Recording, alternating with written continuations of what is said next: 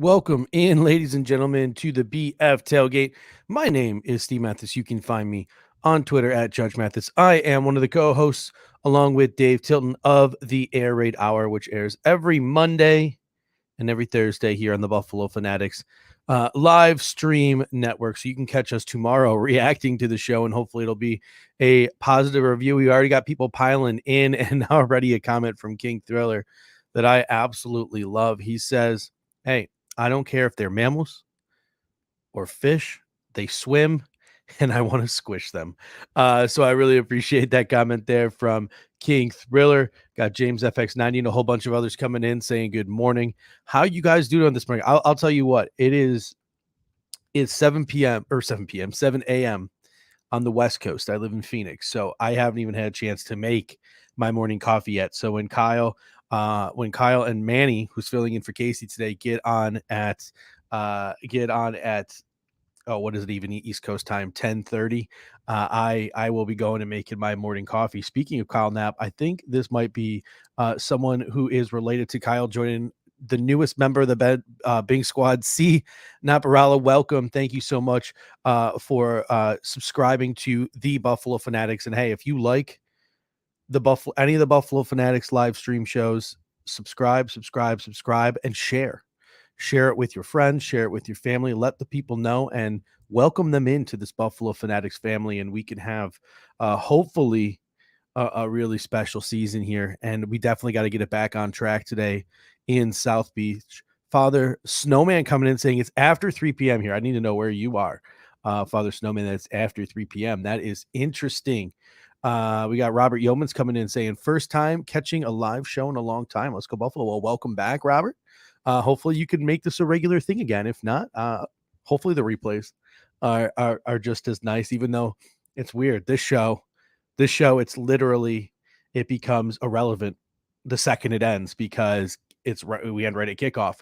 So who's going to go back and watch a pregame tailgate other than trying to find clips of me saying something and predicting something that did not come true so they can roast me 6 a.m. wherever Samuel Harris is. So yeah, a lot of Bills Mafia getting up early. Speaking of Bills Mafia, South Beach was crazy yesterday down at Elbow Room. Stevie Johnson was there. Buffalo Logo was there. Joe Kroom was there as the Miami Bills backers lit it up there at Elbow Room in Fort Lauderdale yesterday. And the Bills Mafia was out in full effect. I saw a couple of videos of them meeting the team buses. The team buses were driving to the hotel room. So what an awesome scene as Bills Mafia takes over South Beach. I can't even remember who said it. Someone said it on Twitter. It might have been Ryan Talbot. It might have just been a non-media person.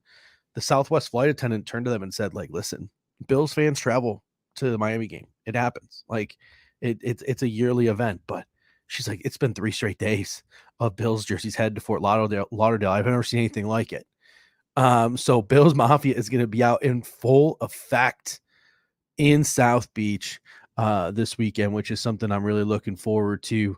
It would be really something. It would be really something if we could get a 40-60 crowd or a 30-70 crowd. That would really, really, really be something.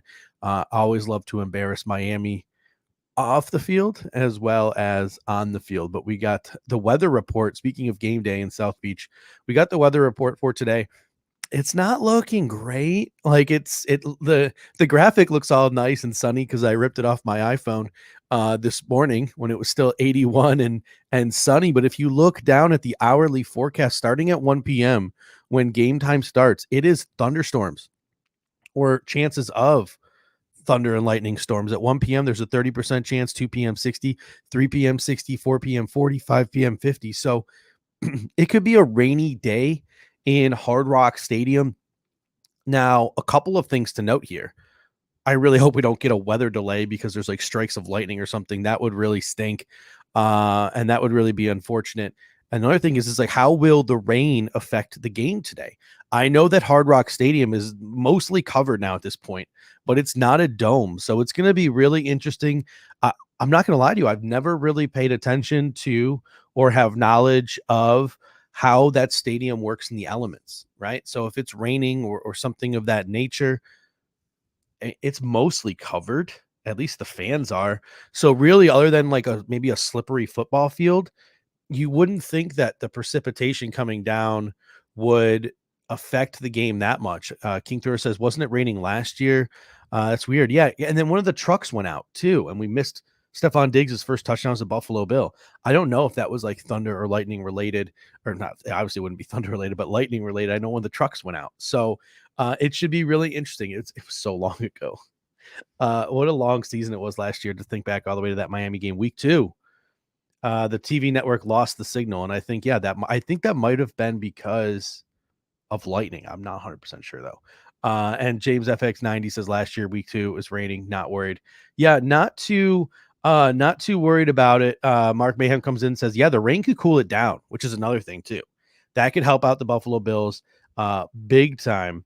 It's good. It's better than being in the 90s. And Don coming in saying it rains almost every day this time of year in the Miami area. So maybe it's not as big a deal as I'm making out to be. And that's why I love having you guys in this comment section here. Like I'm hosting the show solo here.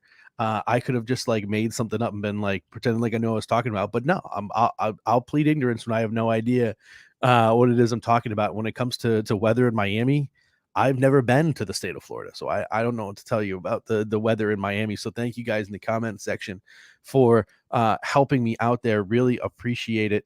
On from the weather report now, the injury report, which was, I'm not gonna lie, it was kind of sad to look at this week. There was a lot of names, but at the end of the day, only 3 names really matter on this injury report, and that's Star Lotulelei with that calf strain. I'll have the thigh doctor, Alex Lucian, at 11:15 from the Bills Backers Bar in New York City. So it's gonna be a pretty dope bat drop for thigh doctor today.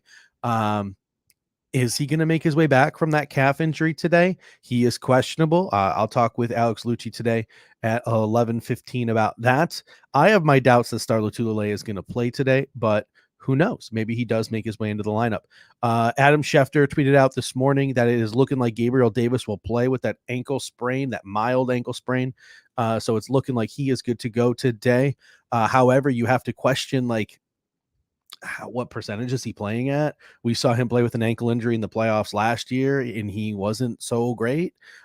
So, Sean McDermott came out this week and was saying things like, yeah, if guys are injured, it's early on in the season, and we'll think long term and sit some guys. This might be a week to sit Gabriel Davis and get that ankle ready. Like Jake Kumaro can fill in for some of those snaps. Maybe use a little bit more of the tight ends and some 11 personnel, 3 wide receiver. But hey, I'm not a doctor. I'm not the team doctor. I don't make those decisions. It looks like Gabriel Davis is good to go today. And again, we'll break that down fully with the thigh doctor at 11:15. And then F.A. Obada got a calf injury in practice this week, and he is questionable. I think he could be a surprise inactive this week. I think that's something that, if it is a calf strain, even if it's a mild one, this could be something we're like, all right, FA, let's take a week. Let's rest this out. Maybe get Boogie Basham into the lineup. So that should be something to keep an eye on there. Those are the 3 injuries the Buffalo Bills are dealing with. On the Miami side, big blow to their defense. Raekwon Davis with that knee injury last week. He is on IR. He is out. Talk with Kevin Garrard, our BF Insider this week. He said, listen, if there's any week the Buffalo Bills are going to try to establish a running game, Raekwon Davis is out. Got the backup John Jenkins in. This might be a week for the Buffalo Bills to try to establish that running game. And, Preston Williams dealing with the foot and a knee. He's questionable. He'll likely play. But the big one, big blow to this Miami offense. Will Fuller was supposed to be back from his 1-game suspension. Didn't practice at all this week for personal reasons. Brian Flores ruled him out. There are some reports from not the media, but the semi-media, the Miami version of Buffalo Fanatics. There are some insiders who have some reputable sources who have gotten things right in the past. And he predicted on Twitter that Will Fuller may never play for the Miami Dolphins and that he might sit out this entire season. So really interesting. Hope for the best for Will Fuller. Hopefully it's nothing too crazy he's dealing with, and let's hope he gets out on the football field soon, but he will not be suiting up against the Buffalo Bills. And that is a huge blow for Miami.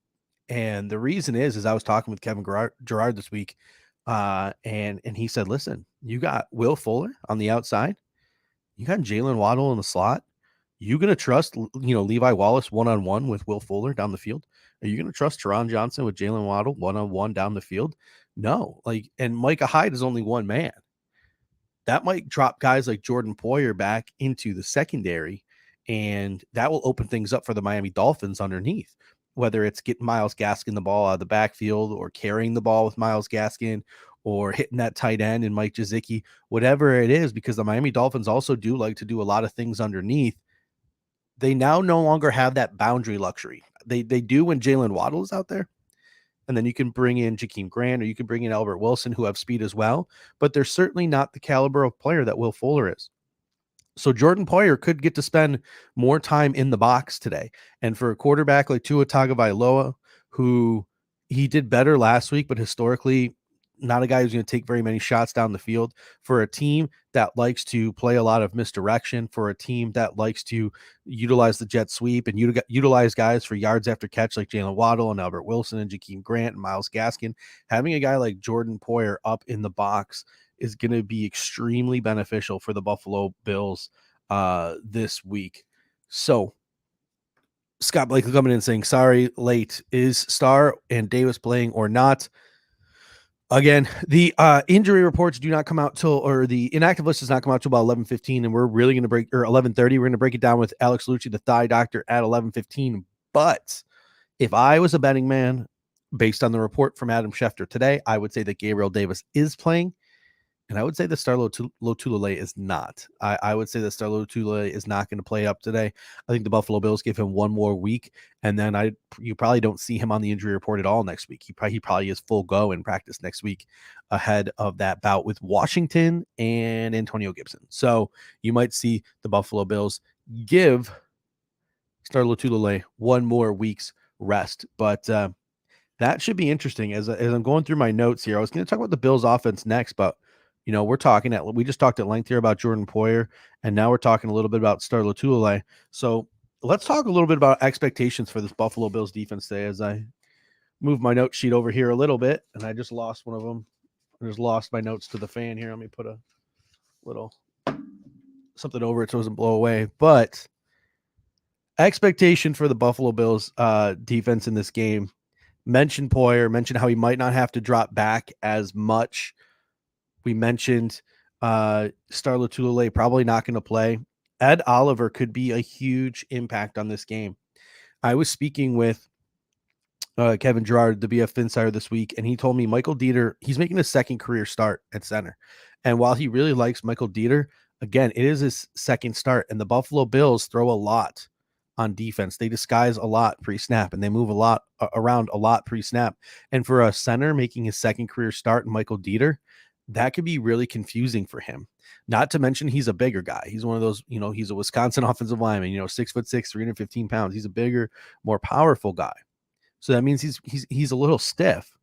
So whether it's Ed Oliver, maybe taking advantage, playing some snaps over the center, or one of Sean McDermott's favorite things to do is utilize the A gaps and the B gap blitzes. Get Tremaine Edmonds and Matt Milano blitzing over the middle. We even saw in the preseason AJ Epinesa lining up at linebacker on obvious passing downs and blitzing in the middle of the defense. We saw that in the Bears game. So utilize that A-gap blitz and give a center in Michael Dieter starting his second career game, give him some fits. So it's going to be up to Ed Oliver to do it, even if there's no Star Lotulelei next to them eating blocks. That'll be up to Harrison Phillips. That'll be up to Justin Zimmer. That'll be up to Vernon Butler. And Oliver's got to take advantage of Michael Dieter. He's got to take advantage of Robert Hunt, who came from a small school, is only in his second year, limited starts in his career. Same with Solomon Kinley. Yes, he came from Georgia, but limited starts in his NFL career. Ed Oliver is a guy who's going to have to take advantage, and he's going to have to pressure the pocket from the interior of that defensive line. So he's going to be one of the players to look for today, one of the players to spotlight today. When the Buffalo Bills are on defense, look at Ed Oliver and see what kind of impact he's having on the game. Hopefully, it's a noticeable one. Hopefully he is someone who jumps off the screen, because I think the Buffalo Bills are going to need that in order to try to stop what Miami is doing. I got on my notes here, keep everything in front of them. This is going to be a game for Miami against Miami where we need to keep everything in front of them. There's a lot of speed. Jalen Waddle, Jakeem Grant, Albert Wilson, Myles Gaskin. They're going to try to do a lot of stuff underneath, and you got to keep it in front of you.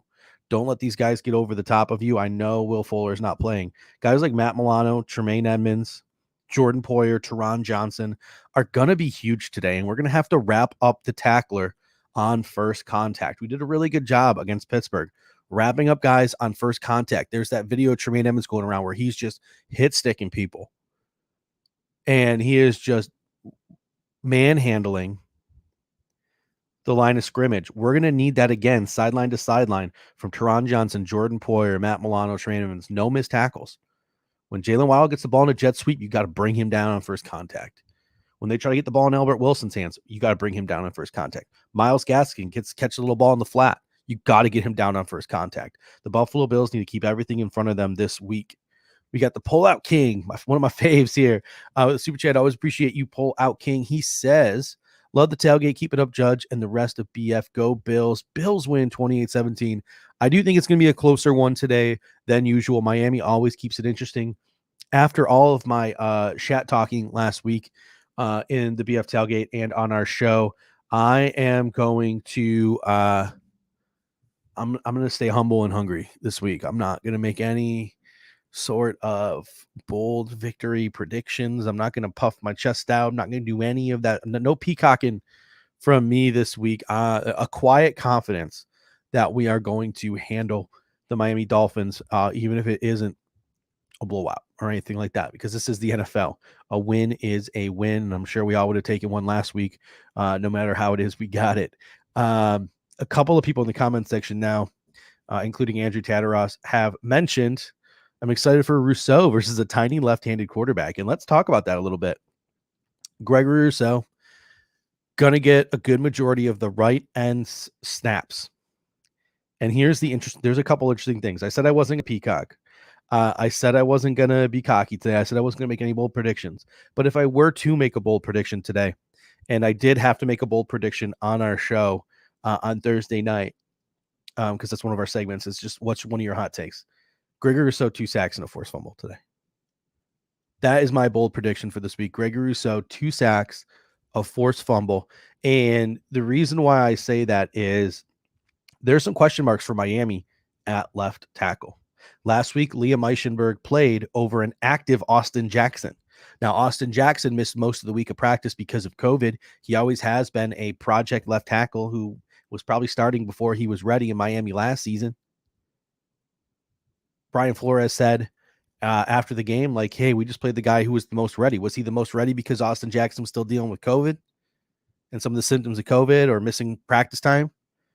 Or was he the best left tackle because he was the better player? Either way, you're going to have yourself a young, inexperienced left tackle. Austin Jackson's obviously the more physical specimen, but Liam Eichenberg, shorter arms.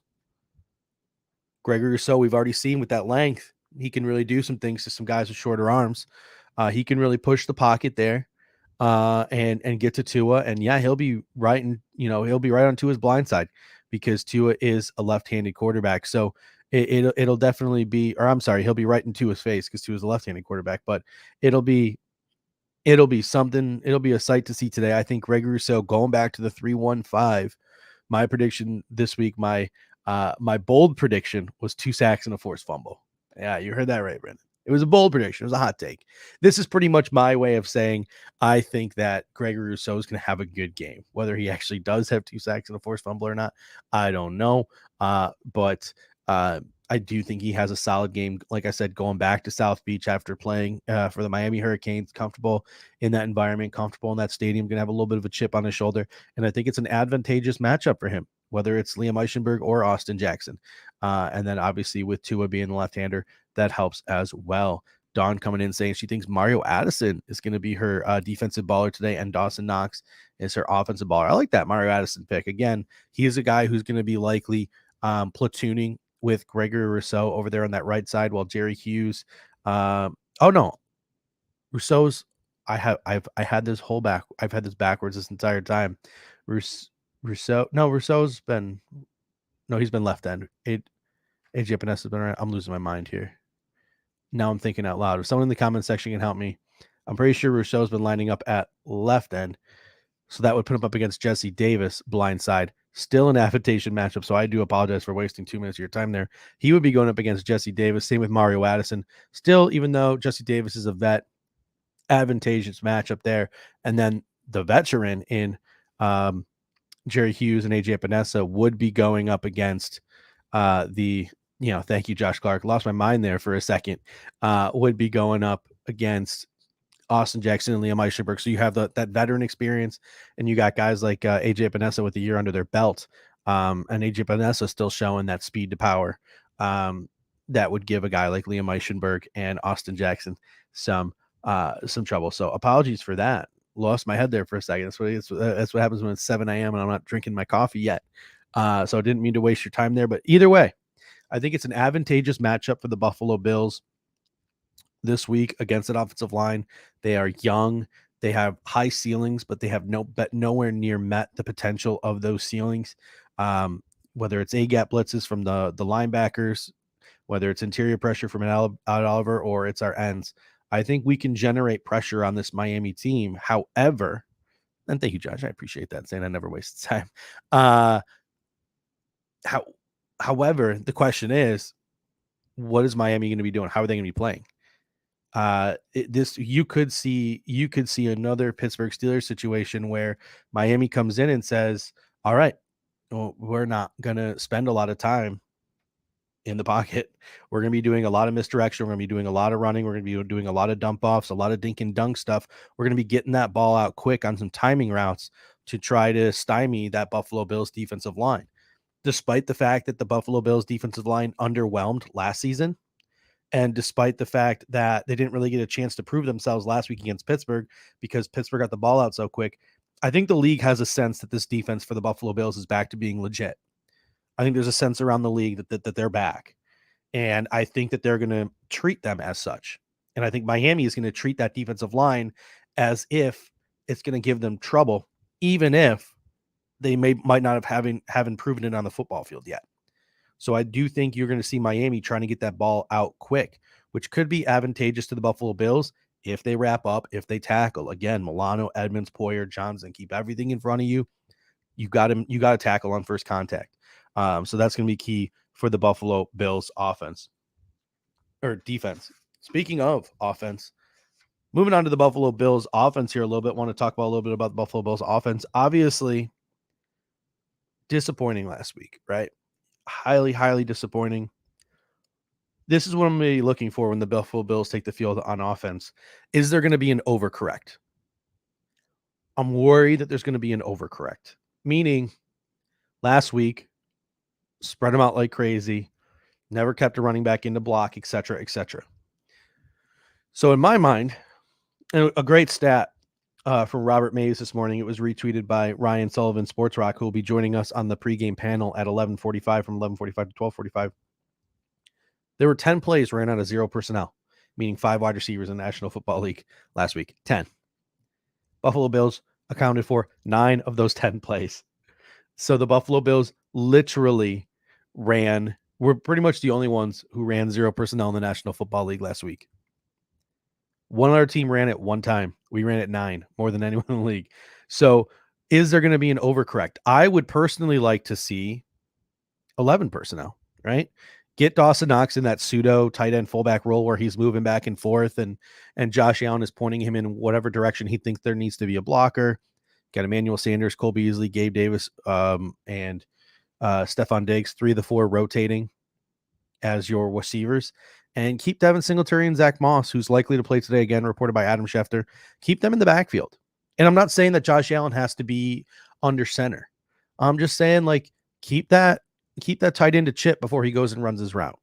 Keep that running back in the backfield blocking, and maybe he can delay and Josh Allen can catch him in the flat.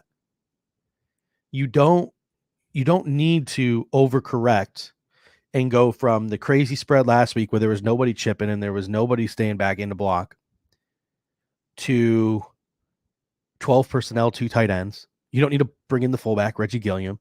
Like you don't need to overcorrect. That's not who we are.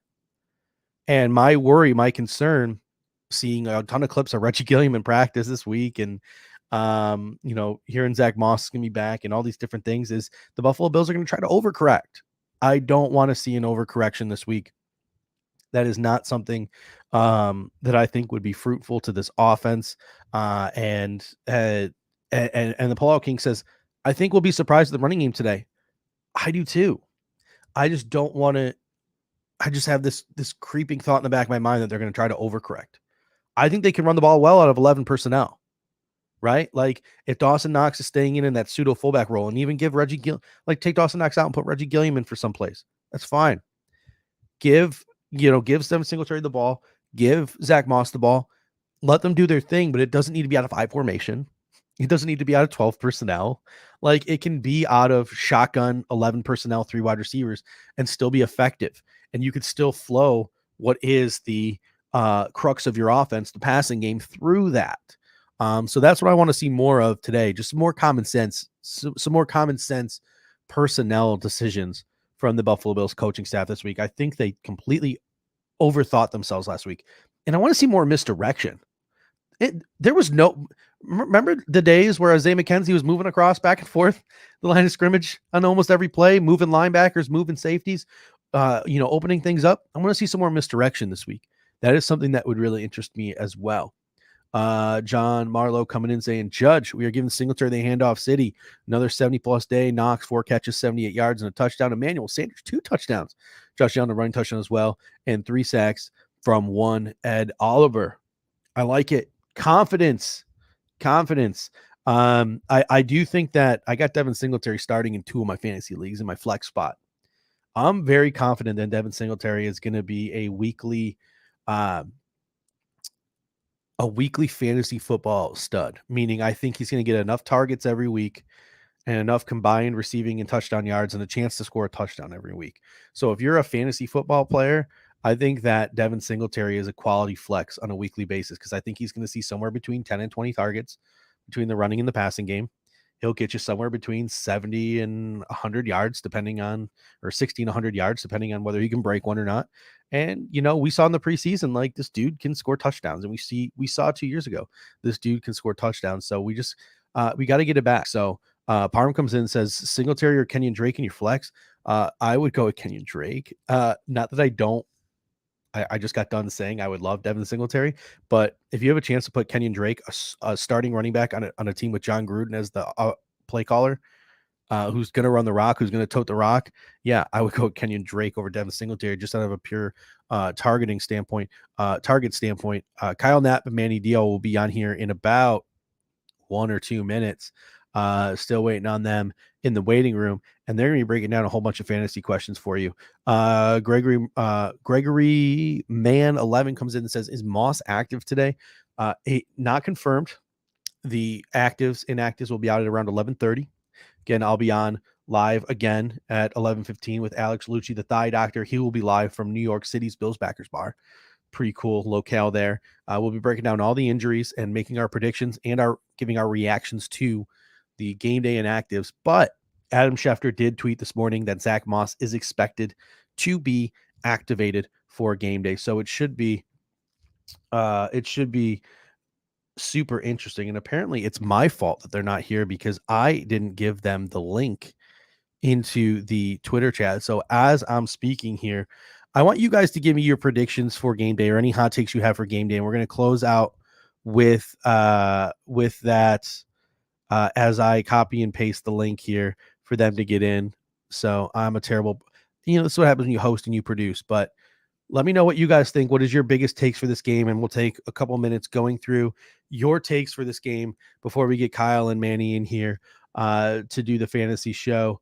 Don comes in and says, I don't think we overcorrect. I truly think they've been planning for this game. They just forgot about the Steelers. I don't know if they forgot about the Steelers. I think they just made an overthought the Steelers. I think that they might have had too much time to think about the Steelers and got a little too in their heads this week. Sean McDermott on like 3rd and 4th down and stuff, or the 4th down inside the 50. He's got to be a better decision maker this week. We saw last week he should have booted that 52-yarder with Tyler Bass, but he overcorrected because of the 2 mistakes he had made earlier on like 4th and 1 and 4th and 3. Sean McDermott excuse my language here, he's got to pull his head out of his ass past the 50-yard line, and he's got to make better decisions on fourth down, because if that happens 2 weeks in a row, we're in trouble. But hopefully Sean McDermott will learn from those lessons of last week. As tough of a pill as it is to swallow, that you have to take an L to learn from those mistakes. Andrew Tatteroff's coming in saying he thinks Dawson Knox needs more targets. Listen, man, I mean, look at the names in this secondary: Byron Jones, Xavier Howard, Noah Igbenogany, Justin Coleman, Jason McCourty, Eric Rowe, Javon Holland. 100%. A guy like Dawson Knox is a guy you might be able to feed the ball to if those other guys are given fits to your receivers and to your running backs and stuff out of the backfield. So it should be interesting. Parham coming in saying Dolphins have lost 12 of the last 18 home openers. Let's hope that continues. And they're 0-2 under Brian Flores. Let's hope that continues. And then last but not least, we're going to close it out with 2 comments here. We got hot take here from the Pullout King. We have 100-yard rusher today and 3 turnovers. The 3 missed turnovers from last week, we get them this week. So loving that enthusiasm. And then we also have Scott Blakely coming in saying pressure Tua equals victory. All right, ladies and gentlemen, we are 66 strong in this live stream. Appreciate you guys. We are the Buffalo Fanatics, the only pregame live stream in the business that I am aware of. If there's another one, I apologize. I just don't know that you exist. We are going to be back in about 1 minute with Kyle Knapp and Manny Diol filling in for Casey Reed this week. They will continue to talk Bills, Dolphins. They will talk about sports betting, and they will take your fantasy questions. I'll be back at 11:15 with the thigh doctor, Alex Lucci, and we got you covered right up to kickoff here at the Buffalo Fanatics. Before I head out, just remember, smash that like.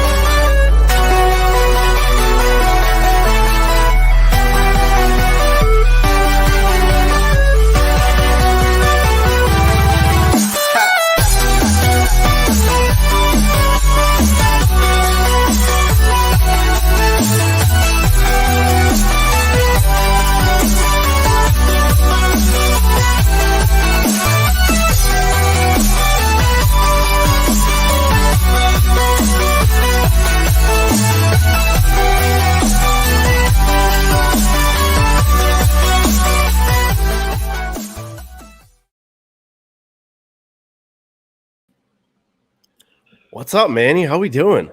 Good, man. So for anybody who watched last week, we decided to make a change. Casey is out. We fired him. He's gone. We just got so much bad feedback from Casey that we were just like, hey, we got to kick him out. And we're bringing Manny in. So a new change. Manny, let's run through picks first. This is a fantasy football and gambling portion of the show.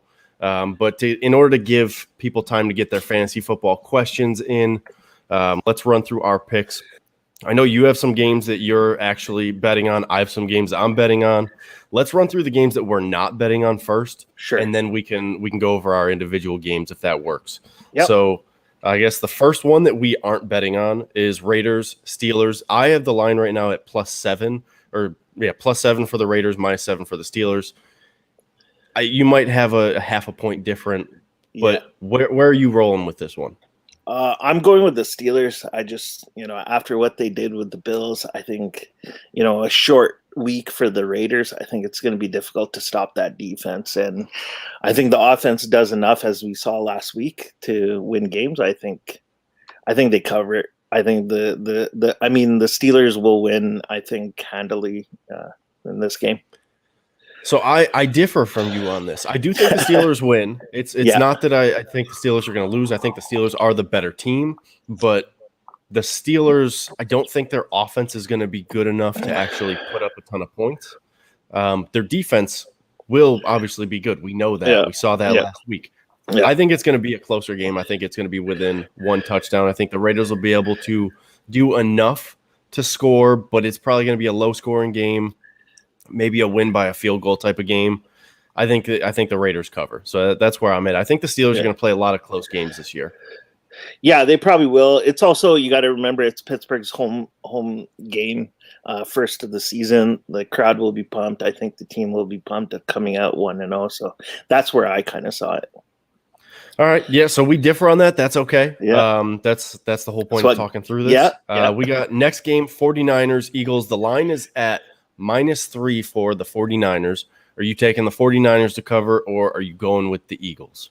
I struggled with this one quite a bit. Me I too. went back and forth, but I think I'm gonna go with Hurts. There's something about this Philly team this year. Just it feels different this year.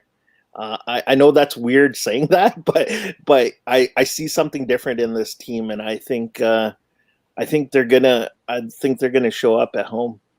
So I think the weird thing with this game is that both teams are coming off of a win. Both teams are coming off of a big win, but they're both coming off of a win against a team that's really not good. The 49ers beat the Lions, and they beat them convincingly despite the Lions ending up coming back to cover. Yeah. And then the Eagles beat the Falcons, but like the Falcons are terrible. They're pretty trash. They're a bad team right now. Yeah. So I don't know who is actually like whether one of their wins was more legitimate than the other. Like I don't know that. So I think I have to roll with my gut on this one and trust the 49ers for now. Until I see more. Yeah. I'm going to trust the 49ers. Yeah. They always seem to have a running game. It sounds like they might have a little bit more going in the passing game this week because I think it's Brandon Ayuk is the wide receiver who might be getting a little bit more playing time. Yeah. So I think they're going to be able to cover. I think they'll probably win by a touchdown. That's where I'm at with it. We're 0 for 2 on agreements here. Yeah, man. I know. we gotta get on the same page here. Yeah. No, that's okay though. Next game, Broncos and Jaguars. The line right now, Broncos are favored by 7. So here, when I'm looking through the spreads this week, I've actually seen a lot of spreads that are just like an exact number, not the half number. Yeah. I don't like that. That makes me really uncomfortable on games. Yeah. This is another one that I'm uncomfortable on. Yeah, I agree with you. I feel uncomfortable. I don't know what the Jags are and what Trevor Lawrence is yet. Mm-hmm. Also, Laviska Shenault, who everybody thought was a breakout. I'm still kind of iffy on that, even though I have him on my fantasy team. But I don't know. It's another tough one. I think Denver has enough on the defense and offense to cover that. Like you said, it was 7 now, right? Yeah. This was one where the line has gone up slowly throughout the week. Yeah. So I hope we agree on this one, but I'm taking Denver on this one. I went back and forth on this, probably within like 10 minutes before the show started. Yeah, I was like, I'm going to roll with Denver. No, I'm going to roll with the Jaguars. No, I'm going to roll with Denver. No, I'm going to roll with the Jaguars because I think there's actually legitimate arguments to be made on both sides where we saw a lot of good and a lot of bad from Trevor Lawrence. Like he had the numbers that you want to see, but you also saw him make a lot of mistakes. That we didn't see him make in college. We also haven't ever seen him lose this early in the season. I don't think he's actually lost this early in the season his entire football career. I think that goes all the way back to high school. So he hasn't had to deal with that. Yeah. I also think the Broncos defense is just going to smother them too much. I think Teddy Bridgewater will be able to do enough with what the Broncos have on offense. So I'm rolling with the Broncos covering. It's an uncomfortable one. Yeah. It's one that I wouldn't be surprised if that's a push because it's just such a big spread for them. But I got to trust the defense this early in the season. Yeah, and I like their tandem too of Williams and Gordon. I think that helps a lot when those two guys are going. I think that's and they're different types of backs, so I think that'll help them. Yep. All right, next game, Patriots Jets. This is another one where the line has moved a lot. I think it started out at Patriots favored by 5.5. They're now favored by 7. I'm going to just start off on this one. This is probably really stupid of me, but I think the Jets cover this. Tell me I'm stupid. Tell me why I'm stupid, please. I think you're stupid. I'm not riding on Zach Wilson. I haven't seen, there's some good things that I saw in him, but overall I think just too many mistakes. Belichick, he's proven over and over again that he just knows what it takes to get a competitive team. And I think he has another one. I think their defense is good enough. It's better than I think we all think it is. And I think Mac Jones is that type of quarterback. He just doesn't make a lot of mistakes. It's dink and dunk, right? That's their game. And I think that's what they're going to do. And the Jets are going to not have answers. I just don't think the Jets are good enough to do much. I don't think they win, but if this game was in New England, I would definitely have New England covering. I think it's very different. If you look at the home and away splits of Belichick versus a rookie quarterback, there, I think it's something like he's 7-0 or something like that against a rookie quarterback at home, and then on the road it's like 8-6 or something along those lines. So it's a very different game when he goes on the road against a rookie quarterback versus at home. It's just different when you play at Gillette. They're not playing at Gillette, so it matters, I think. So, all right, we differ on that one. Yeah, Titans, Seahawks. Seahawks are favored by 6. What do you got? I think a lot of people sat on Russell Wilson. I think he kind of noticed that, all these new guys are coming in, Mahomes, and Rodgers and Brady. And he's like, yo, guys, wait a minute. I'm here too. And I'm going to show you guys why I am a top 3 quarterback in the NFL. And he's going to go lights out on Tennessee. I feel bad for those Tennessee fans. I think it's going to be a rough year. I think Tennessee was extremely overrated going into this year because of everything they lost on their defense. Just wasn't really talked about much. No. Their offense should be fine once they kind of get rolling, once they get into the flow of the season. But their defense is just going to struggle all year. I think the Seahawks run away with this one. Yeah. I think that's an easy cover. Yeah. And then the last game that we're not touching at all is Chiefs, Ravens. Chiefs are favored by 3.5. I'm betting on the Chiefs. That's what I would do. Yeah. If I'm going to put my money down on this game, the Chiefs own the Ravens.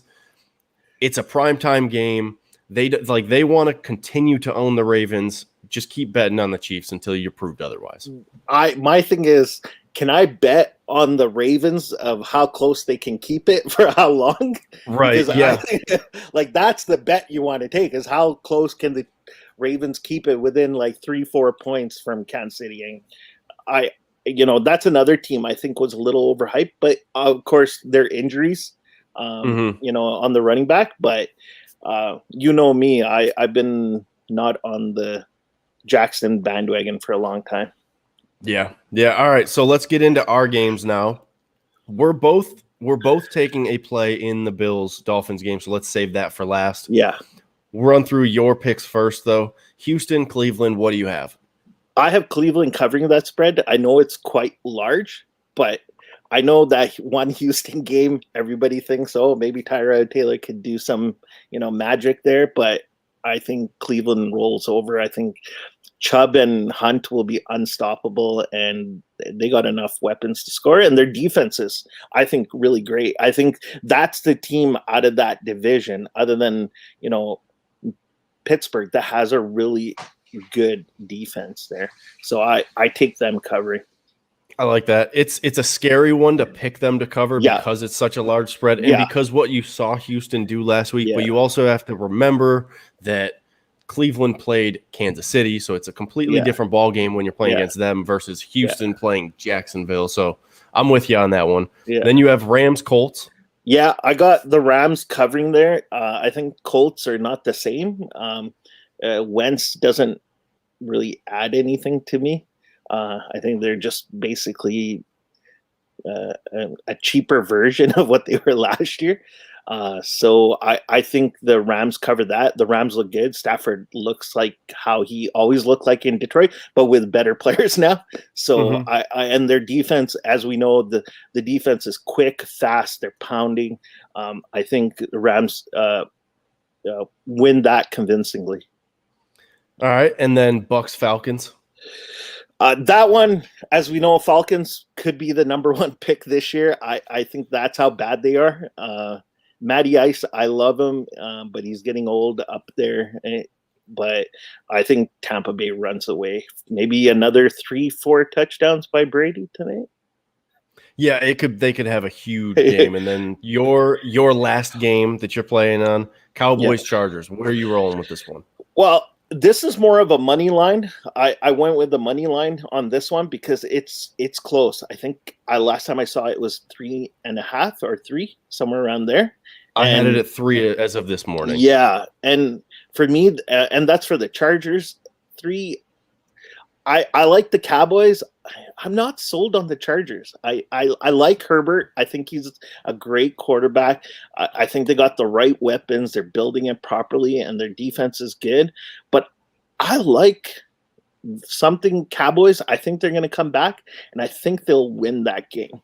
And I think this is the day. You just can't shake that feeling. I can't shake it. I tried for the whole week, try to shake that off, but I couldn't. There's Dak. This is going to be his game. I think he's going to get that rust out, and I think this is a game. All right. I am actually in on that game, so I'll start with that one. As a reminder for everybody, we are just finishing up our picks for the week, and then we'll get into all your fantasy questions. I've seen a couple come through. If you have any, start them, sit them, radar team, whatever you want to do, we will answer whatever questions you guys have. Throw those in the comments, and we'll get them up as soon as we finish up these lines. So my first pick, I guess I'll start with Cowboys-Chargers because that's where we finished off with yours. That was actually not a pick that I made myself. I'm doing this every single week, throwing it up to a Twitter poll, and the Twitter votes picked the Chargers to cover, so that's what I'm rolling with. I'm going to blindly follow that every single week. Yeah. The Twitter poll is 0-1. They lost last week. They picked the Chargers this week. Hopefully you guys can do better for me. So I'm going to follow you, though. Yeah. Next game, I got Saints-Panthers. I know the Saints are coming off a huge win. Yeah. And everybody's supposedly going to be real high on the Saints. And you shouldn't pick a team that, that it's the heavy favorite. And all the money's going to be on the Saints. I'm still rolling with the Saints.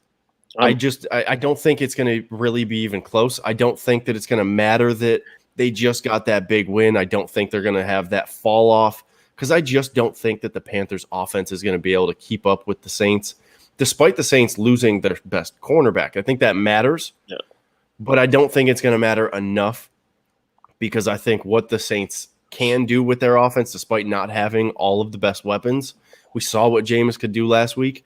I don't expect him to do the same things this week, but I expect him to still be able to put some points on the board, and I just don't think that the Panthers will be able to keep up with them. So I got the Saints covering at 3.5.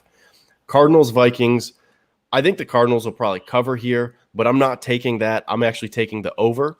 I love the points here. Points, and more points, because I think the Vikings offense, as ugly as it can look sometimes, they do still have that big playability with Justin Jefferson, Dalvin Cook, Adam Thielen. They have those guys who can score quick, despite their offense being run by Kirk Cousins, who, very nice guy. I've met him before. He's very pleasant in person, just not the best quarterback at this point. But I think that combined with the Cardinals offense and what they have the capability to do, give me the points on that. Bengals, Bears, I'm taking a real big chance on this one. I am taking the Bengals money line. I'm going to take the dogs here. And I think I don't trust Andy Dalton to win a game.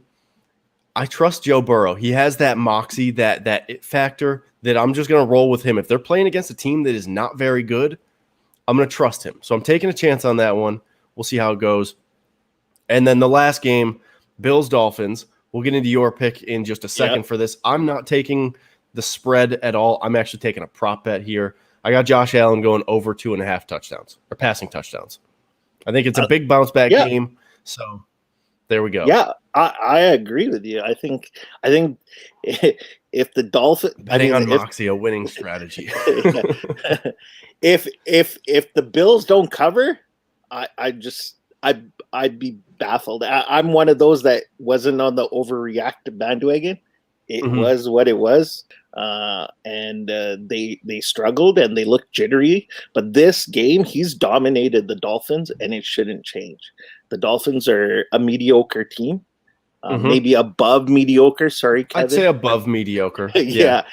And I apologize to Kevin about that, but that's about where they are. And the Bills should cover that spread. And if you're not betting on the Bills to cover that, 3.5. That's 3.5 right now. That's almost an insult to the Bills. I think it's difficult because based on history, the last couple of years, it's an insult. But you also have to factor in what we saw last week, at least a little bit. And if the Bills had won last week, I think this line probably opens up at like 5.5. Yeah. But because of how bad the offense was, you have to factor that in a little bit. So I think the line is understandable here. Yeah. I thought the line would move a little bit more than it did. I thought so too. Just like last week. Last week the line didn't move a whole lot. So that's where we're at. Those are our picks. We do have some fantasy questions. Yeah. If Steve is in the background and able to pull up some of the comments, I have one from Lunar Frost 1035, just to give you an idea of where we're at in the comments. Do I go with Damian Harris or Melvin Gordon at RB2? I'd go with Melvin Gordon right now, just because they've been running 50-50. So they've been running the ball without their Jerry Judy's out, I think, for a couple of weeks.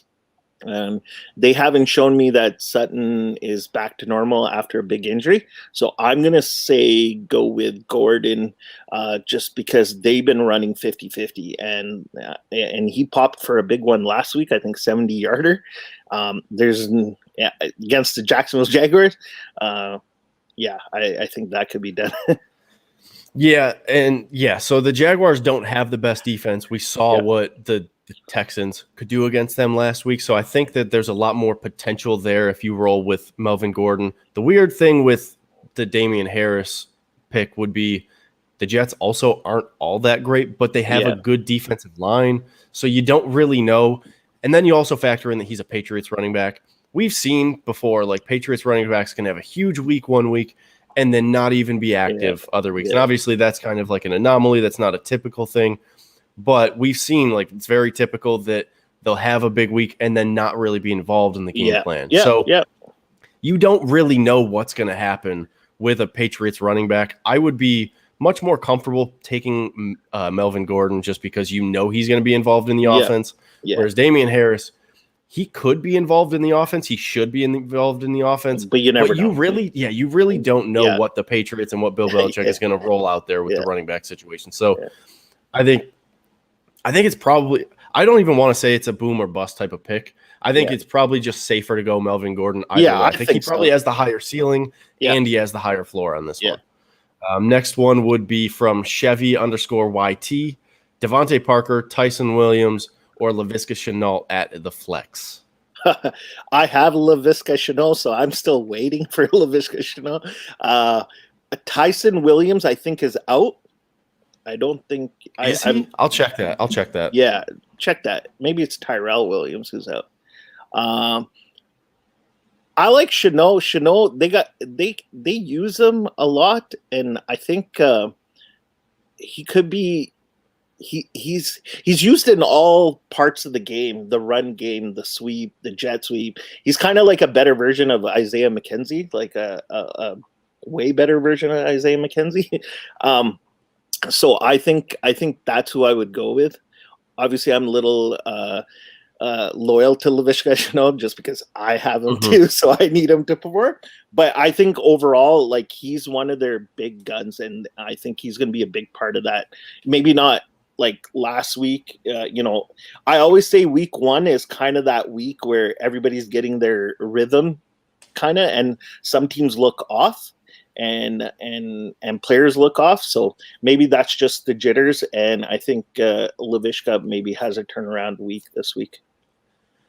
So I think Laviska Shenault would be my pick also. By the way, Tyson Williams he's active. He's just going to be in a tandem type of backfield with Latavius Murray. So I mean, take that for what it is. He did score a touchdown last week.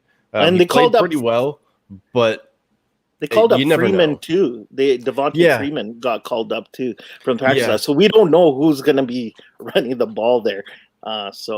Yeah. So I think Shenault would be my pick, but just to play a little bit of devil's advocate, if you are comfortable with playing a guy who is going against the Bills, if you're comfortable making the choice to do that, obviously sometimes you don't really have the choice. If they're a superstar, you just got to play them and deal with it. But if you're comfortable making the choice to pick a guy against the Bills, Devontae Parker is not a bad option because they have a couple of good receivers. We don't know if he's going to be lined up against Trey White every single play. I don't expect him to, just because of the way the Bills play their defense. Yeah. Trey White's on one side, Levi's on the other. If you play Devontae Parker, what you're hoping for is that he has success against Levi Wallace. There's a lot of possibility for him to have success against Levi Wallace because we know he struggles a little bit more with the bigger physical wide receivers. That's not where he actually excels. He can tackle in the open field, but he's probably going to give up some catches, some yards, that sort of thing. Obviously, that goes back to, are you comfortable actually rooting for Devontae Parker to have a good game? I myself would not want to make that choice, so I would roll with Laviska Shenault. But if you're comfortable doing that, that's not a bad option. I do think that you probably have more of play from behind ability where you can get those garbage time points from Shenault also. Yeah. So another kind of positive there is that they'll probably be throwing the ball a lot. Next one from Marky Mayhem, Javonte Williams or Eli Mitchell. I actually have this kind of conundrum myself this week. I have both of them on one of my teams. I'm rolling with Eli Mitchell just because I think Javonte Williams is going to probably be the starting running back eventually. Yeah, I think he's going to take over the starting job. But I just don't think he's there where they're trusting him to do that yet. He'll get carries. He'll score some points for fantasy football. But Eli Mitchell, this is a weird situation too, because you don't really know what's going to happen. Good morning to you, Jeffrey Danger. Good morning. But you don't really know what's going to happen with the 49ers running backs room because they could play anybody. But I'm just going to take the chance that Eli Mitchell he gets the carries this week. Because if he gets the carries, if you're running in the 49er system, you're probably going to have some fantasy football production. So I'm taking the chance on that with Eli Mitchell. Yeah, the only thing with the Eli, I'm struggling with that too because I got Williams on the bench, but I got Elliott and Edmonds, so I don't know, is Edmonds or Williams, who do I go with? But I'm sticking with Edmonds. But with Eli Mitchell, I think Sermon's back too, and I think he's going to take some carries too, and so I'm going to agree with you. I think Eli Mitchell's the guy just because of what he did last week, and I think Sermon will take some carries, but I don't know how much just because he's coming off an injury. And it's okay if he takes some carries too, because Eli Mitchell had 19 carries last week. I know. You can take 5 to 8 of those carries, and Eli 100%. Mitchell could still end up getting you 60 yards from that, get a couple catches, and he can still, if it's a PPR league especially, he still has value even if Trey Sermon takes some of his carries. Yeah, and I think Javonte, and we talked about this before, it's a 50-50, and I don't think they fully trust him right now, but I agree with you. Eventually he will be the number one. Yeah. Next one is from Brennan Lisi. Do I go Cole Beasley or Jarvis against the Texans with no OBJ? I go with Jarvis Landry in this one. Cole Beasley, I think this could be the week we see Emmanuel Sanders becoming that number 2 over Beasley. I honestly think so. I just don't agree with that, but I agree with the first part. I think Sanders is playing a lot better so far than Beasley, and I think you will see it slowly. This is my take. What? Yeah, I think Sanders is going to become that number 2 for Josh Allen. I think Josh Allen's going to be comfortable. We saw it in week 1. He looked comfortable with Emmanuel, and I think it continues this week. I think you're crazy. I think you're absolutely crazy with this. I agree that I would play Jarvis Landry. I agree with that part. Yeah. I think the crazy part is saying that Emmanuel Sanders is going to become the number 2. There is so much time and experience of playing together that they would have to be able to get past in order for Emmanuel Sanders to overtake I know I rattled you. I rattled you. Your face just went, what? Yeah, because it's crazy. Cole Beasley, he is the safety blanket for any sort of short pass. He's going to get the targets every single game. I think here's where I could agree with you. If we're talking big playability, Emmanuel Sanders is always going to have that over Cole Beasley. Yeah. Cole Beasley is going to be a much more consistent player in the Bills offense. He's going to have 5 to 8 targets at least per game, no matter what. It doesn't matter who he's playing against. Now, will he have 5 to 8 catches a game? Obviously, that's no, he won't, because you can't catch every single ball that comes your way. But he's going to get the targets, whereas Emmanuel Sanders, he's not always going to have that same amount of targets. I think it's wild. I think you're going to be it's wild to say that Emmanuel Sanders is going to be the number 2. As the season goes on, this is something to watch, like where Beasley is and where Sanders is.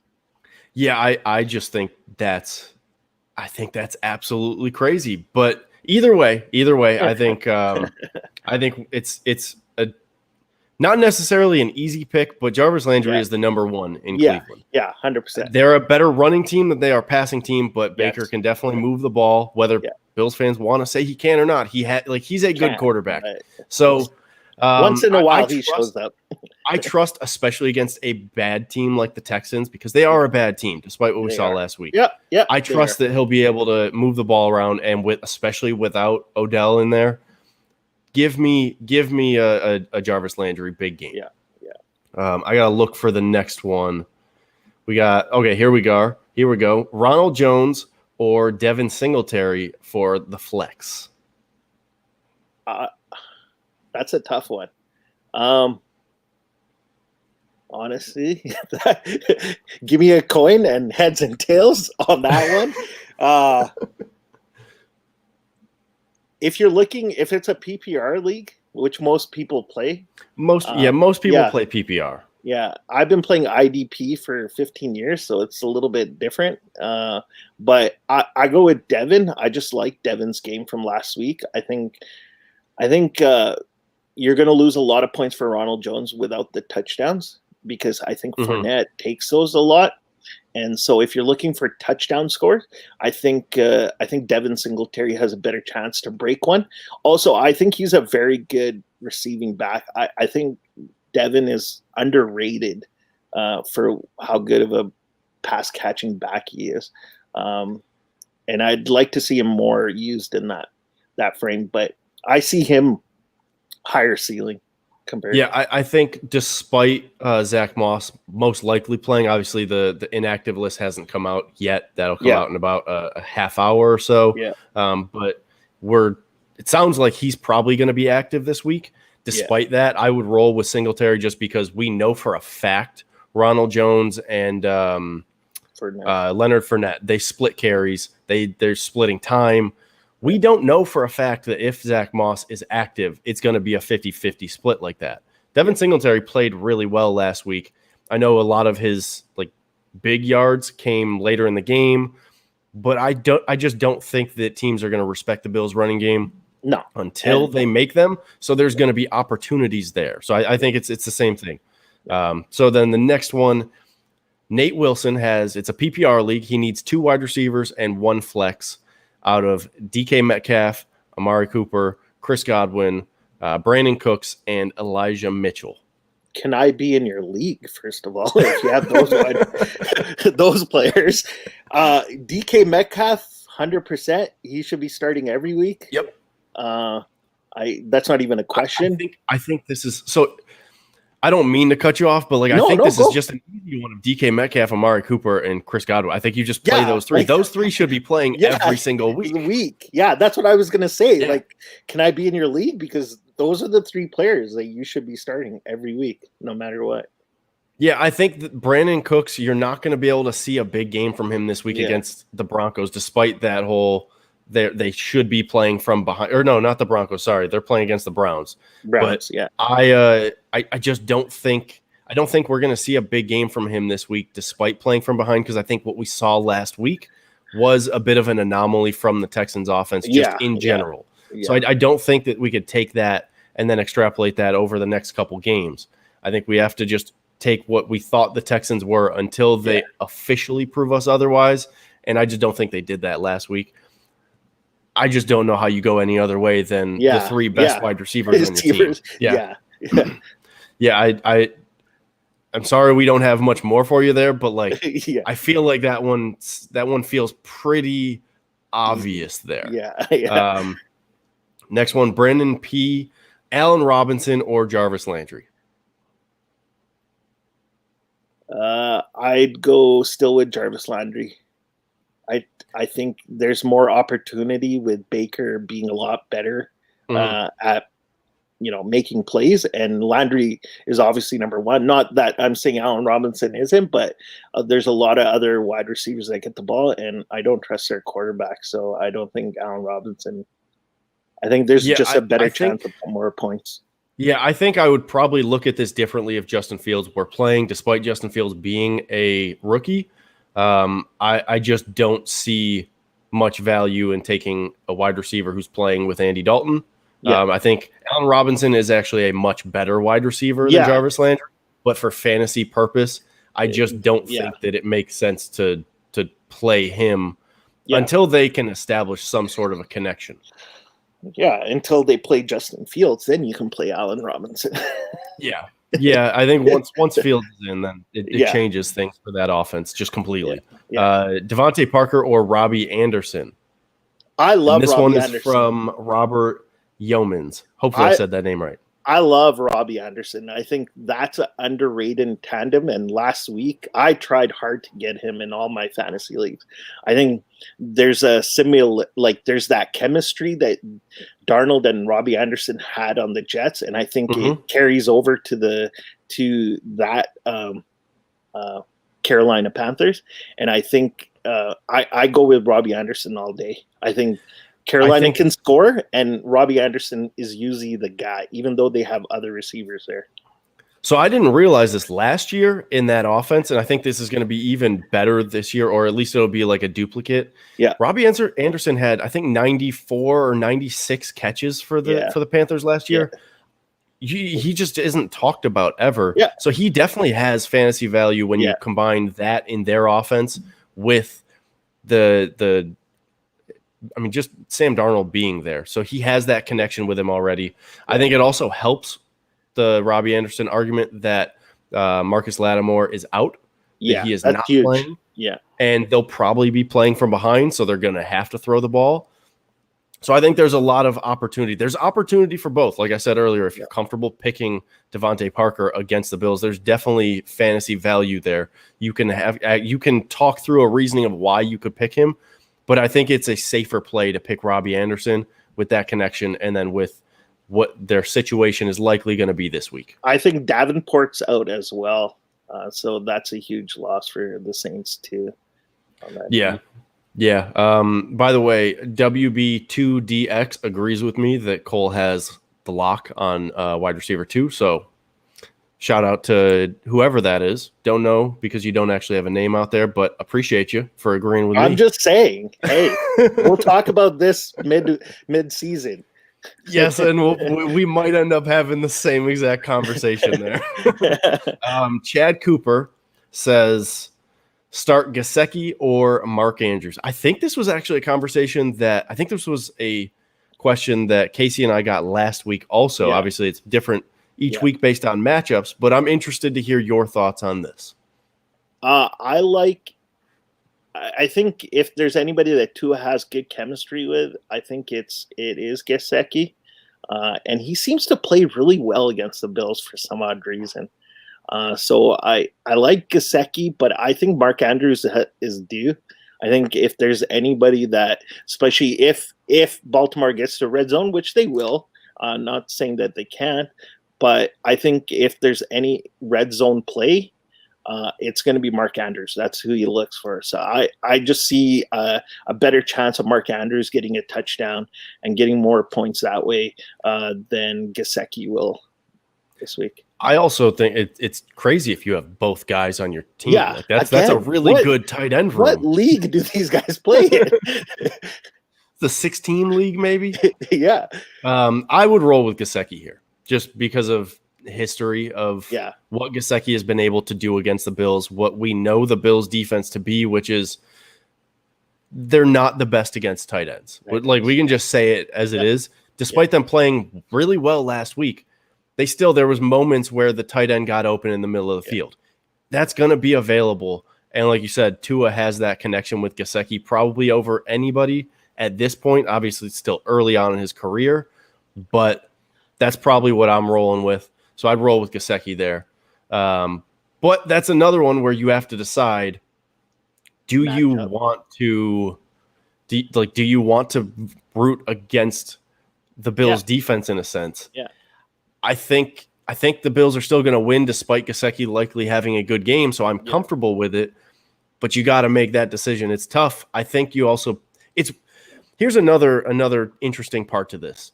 Your two tight ends both have quarterbacks who are not known for having the best arms.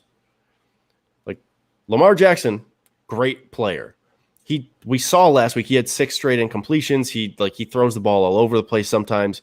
He can miss passes. That's been a consistent thing for him, that he isn't always the best passer. But Mark Andrews is still a very good tight end. Geseki playing with Tua. We know Tua can struggle. If Geseki's not the first option on the play, he could struggle. So it's gonna be interesting, but I'd probably still roll with. I just Geseki. like the history, like the past history. Lamar Jackson, when he's in the red zone, Mark Andrews is always his number one target. And so I'm just going by that. So Yeah. We have this comment from Mr. Smith that I want to get to that is just completely false. Mr. Smith says Allen and Jackson are just running quarterbacks that can't throw. No, they're not. No, they can throw. Josh Allen, he literally just threw for 4,500 yards, whatever it was last year. He showed he can throw the ball. He is a good quarterback. Yeah. He also has the ability to run. Lamar Jackson is a much better runner than Josh Allen is, just based on athletic ability. Yeah. Josh Allen is a much better passer of the football than Lamar Jackson. Yeah. Josh Allen is a legitimate, complete quarterback. So that's just a false statement, Mr. Smith. You are a liar. Yeah. He also said McKenzie's going to have -3 yards this season. This Mr. Smith is coming in with hot takes. Yeah. Last one before we give our prediction, and then we will pass it off to the next segment, which I believe is going to be with the thigh doctor for some injury talk and all of that roster stuff that you need to know going into the game. So I think we'll pass it off to them after. But Matt Soda says Mike Davis or Jamal Williams, non-PPR. I last heard Jamal Williams is out. If he's talking about the Detroit running back. That's who he would be talking about. I'll double check that. So I thought they were both out, Swift and Williams. And so if that's the case, Mike Davis. If Williams plays, I think Williams might have a shot.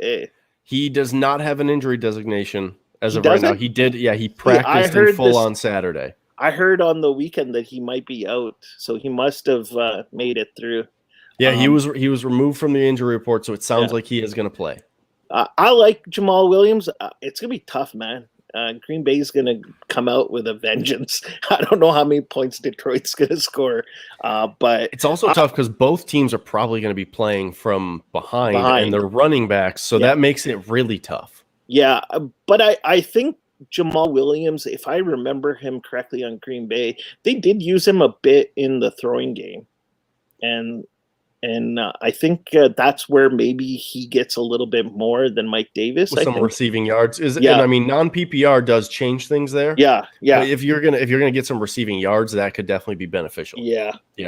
So it's not the greatest running back. I feel for you, man. If those are the two you're deciding through, that's a tough team to have. Yeah, so Lunar Frost has been spamming the comments with the same question the entire show, despite us answering the question. Yes. I don't know if he heard it. Maybe he was out during that part, but we did answer the question, Lunar. Yes. Melvin Gordon. Start Melvin Gordon because Yes. there's much more certainty behind him than there is behind Damian Harris. Yes. So yeah. that hopefully that answers your question. But if you want to keep asking the question, that's okay. All right. So yeah, he was out during that part. You missed the one part where we were talking about that. We talked a whole segment on his. And he was out. That's okay. That's okay. All right. It is you. definitely time to change it over. So we'll give me your prediction, then we'll head out. I think the Bills win it big. And if they do lose, I'll probably join the overreaction bandwagon. Do you have a score prediction? Let's put an official score prediction on this. I have 31-20 Bills win. I think it's going to be a close first half. The Bills pull away in the second half. I say 31-16. 31-16. All right. 31 came to me right off the bat. So 16, I say I think the defense has a lot to prove too. So I think they both sides, I think overall, it's going to be like a vengeance show. It's a good get right game to play against the Dolphins when we've seen the Bills have success against the Dolphins. All right. Hopefully Steve is ready to go, but we are out.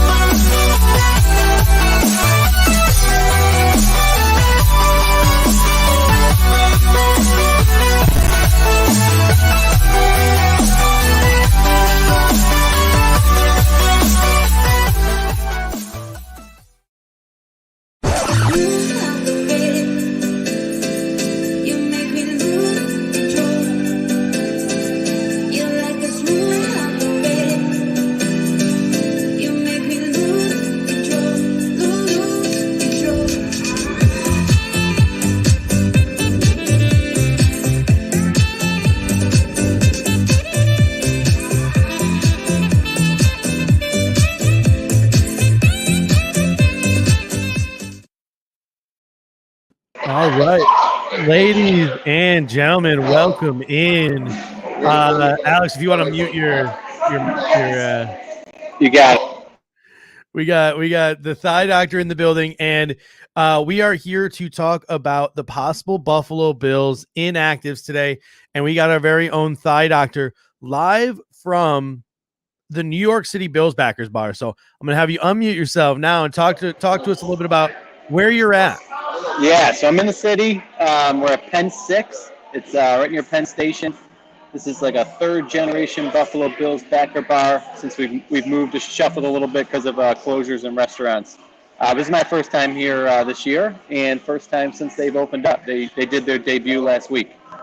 How many people are you going to have up in there for game day? How many people do you usually have? This place is going to sell out. I mean, they already sold out all the tables. I'd say 300 people in here today. Wow, so they take reservations. They do things in advance. I like that. That's not something that's typical to a Bills backers bar. Yeah. Ever since COVID, and you got to be vaccinated to be inside, but they also have outdoor seating if you're not. Oh, awesome! That's really cool. So, one thing that I'm doing for game day today, I'm switching it up. I got rid of the Jerry Hughes jersey. I'm switching to the Stash Allen. Are you a superstitious person? Are you switching up any of your superstitions after the L last week that we took against Pittsburgh? No, I'm just game day specific. So I got the Buffalo Fanatics throwback, squish the fish on today. I think we dropped this about 3 years ago. Mm-hmm. All right, so couple of reports have come out this morning. Number one, Zach Moss likely to play and be active. Matt Perino just tweeted out that both Boogie Basham and F.A. Obada are off to the sides, so it looks like they'll both be inactive. Obviously, Boogie Basham is not injury related. F.A. Obada is. So that's going to be super interesting. Maybe the Buffalo Bills go down a D lineman in order to keep Breda and Zach Moss. So it should be super interesting to see how that plays out. The inactive list should be dropping within the next 10, 15 minutes, and I will be constantly hitting my refresh button. But let's talk about you're the medical guy here, so let's talk a little medical. You were spot on with your prediction on Star Lotulelei last week. You thought he would be inactive with that calf strain. You said it would likely be one, possibly a 2-week injury. Do you expect Star, who is questionable today, to be active this week, or do you think the Buffalo Bills give him another week of rest? Great question. So, I mean, he got one full practice in at the end of the week. He's a big dude. It's going to be hot and humid down there. We know that. But, I think, what is he at, about 3 weeks since his injury? That was right after the last preseason game. So he got 1, 2, 3. I mean, he's right in the middle of being healthy. What I look for, listen, I'm not like in their clubhouse, so I'm not examining these guys, and we have limited footage of practice. So I'm just kind of going off like what the injury is and the timeline after the injury, and then based on their practice participation. So I was saying, last week, if he gets up to a full practice by the end of the week, I'd look for him to be active. Yeah. So per Matt Perino, Ryan Horton coming in, he says it looks like Star will, in fact, be active today, which I guess makes sense with Obada out, Star in. Now the question will be like, well, does Vernon Butler sit, or does Justin Zimmer sit, or does Harrison Phillips sit? So like, how many defensive tackles do you carry as a Buffalo Bills team? So that's going to be super interesting to look for as this inactive list approaches.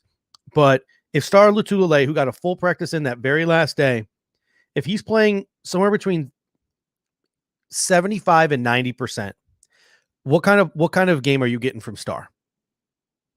Yeah, same deal. He's going to be playing early downs, and then they're going to rotate him out pretty heavily. Listen, so what does he do on a good day? Maybe 50% of the snaps, if that. I'd look for him at like 35, 40% on a good day. And, everything's relative. So if he gets out there, he's cramping up, he's tight, it doesn't feel right, he's off the field right away. You know what I mean? They'll have a low tolerance for him having any symptoms in that calf. That's what I would assume. All right, so now let's take it to another guy who's probably likely playing today. So per Adam Schefter this AM, it appears like Gabriel Davis is good to go. Gabriel Davis avoided, per your article this week, he avoided that high ankle sprain. However, it was an ankle injury that you appear from looking at it is on the medial side, which takes a little bit longer to heal. Explain the injury that Gabe Davis will be playing through today. Yeah, so, the ankle itself has ligaments on the outside of the ankle and on the inside. The inside are more fibrosis, and they're thicker. So when you do sprain those, it takes a little longer to heal. The high ankle sprain is a little higher in the middle of the ankle, and those actually heal very poorly. So those usually take about 4 to 6 weeks if it's a good sprain there. Basically, look, he tweaked it. If it was a high ankle, his heel would have been down, and it would have been twisted and rotated. His heel was up. That's why it's just the medial ligament. Listen, he came back and he finished the game. So odds are it wasn't that severe. The only problem is he did not practice, and he never practiced full for the week. So I was kind of thinking the team was just going to take it easy because it's week 2. It's early in the year. He's a young kid. They don't want to press him, and they were going to sit him out. So I actually predicted he was going to be out. Now, I did mention that if he's active, it might be on a little more of an emergency basis. So think about McKenzie and Sanders. They're both a little dinged up. Odds are these guys can get knocked out of the game fairly easily. So why not activate Davis if he's like 80, 85, 90%? Don't put him on the field unless you really need him. Maybe some sub packages where you want his little sideline swagger. And that play.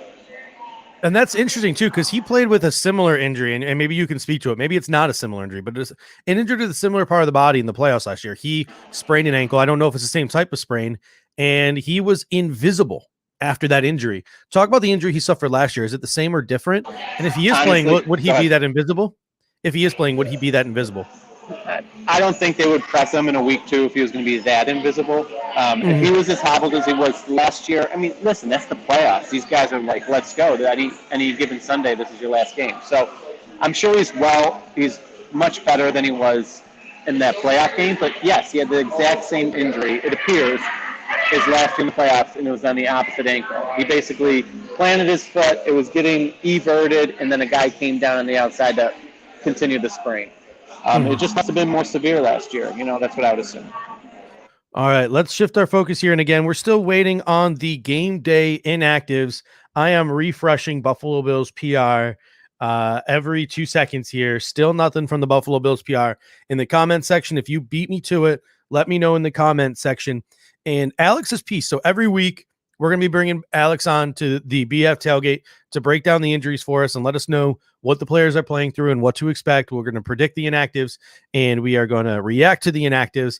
And you can find his work every Saturday morning. It drops on thebuffalofanatics.com. So if you want to get this stuff in more detailed written form, check out thebuffalofanatics.com every Saturday before a game day, and you can check out Alex's work. Let's shift now to a guy who appears to be out of the lineup, and that is F.A. Obada. He was hurt midweek, but it wasn't like he was hurt to a point where he was a non-participant. Now, obviously, he was hurt in a practice setting.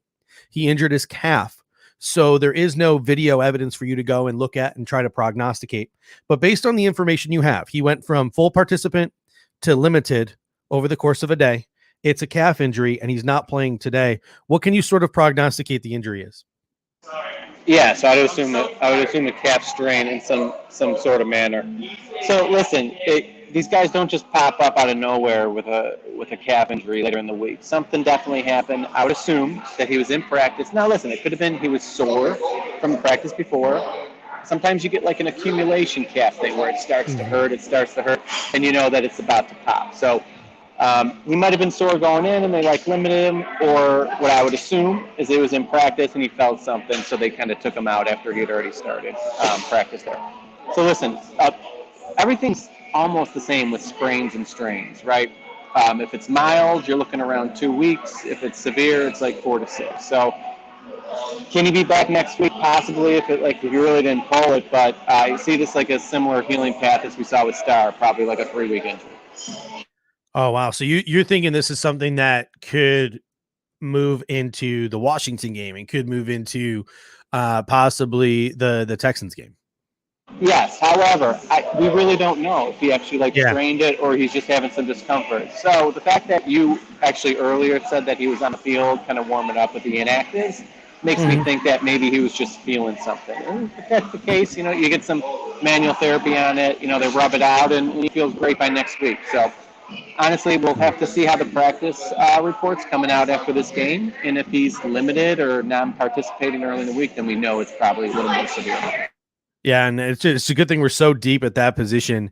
Not that it's ever good to lose a guy, but if you're going to lose a guy and it's going to be one of your edges, it's good to lose him now with how deep we are, and let's just get his body right. Zach Moss. I'm still, like I said, I'm refreshing. I'm refreshing. Still no inactive list. Should come out within the next 3 to 5 minutes here, and we can give you our full analysis. But Zach Moss did not play last week. Sean McDermott called it a numbers game. And then Sean McDermott came out in practice this week, and after practice said, yeah, his injury from last year, his offseason surgery, blah, blah, blah, a lot of that sort of went into his status to play. But so I kind of want to ask you this, because I think it was kind of a cop-out from Sean McDermott. I mean, I spent all offseason saying don't expect Zach Moss to come out hot to start the season, because he did spend most of the offseason rehabbing while everyone else was training. But you don't call it a numbers game 1 week and then say, and then the next week, but oh no, injuries definitely played a role in it because of the offseason, blah, blah, blah. We saw him play in the preseason. He looked great. He never showed up on an injury report at all in the week preceding the game.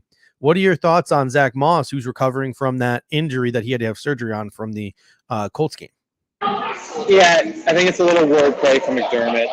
I don't know, but he did strain his hamstring in camp, so I'm assuming they think maybe, let's not put him out. I have an easy out in the media, say, hey, yeah, like he's having some injury stuff, even though like maybe he was a little doghouse for him. Mm-hmm. I'm not going to read much into it, to be honest. Whatever. I'm glad he got another week rest, even though it sucked and we could have used him last week. But he's active. I would expect him to be pretty ready to go.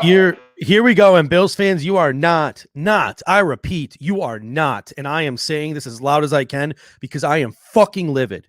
You are not going to like today's inactive report. Obviously, we will get through the obvious. Andre Smith, inactive.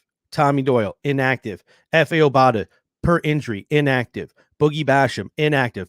Fucking Harrison Phillips is inactive over Vernon Butler for the Buffalo Bills this Sunday. I am fucking mad. Let me know in the comment section how you feel about this. I am furious. What are your thoughts, Thigh Doctor? I don't know. It's not injury related.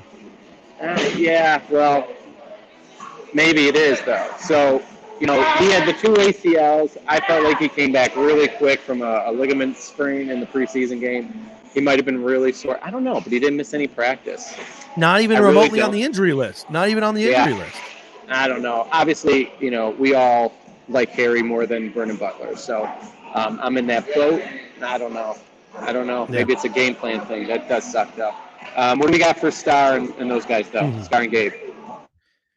Yeah. So, I mean, we got a couple people coming in. Chevy YT says, bro, Phillips' knee is probably still hurt. Chill. That could also be it. Didn't show up on a single injury report.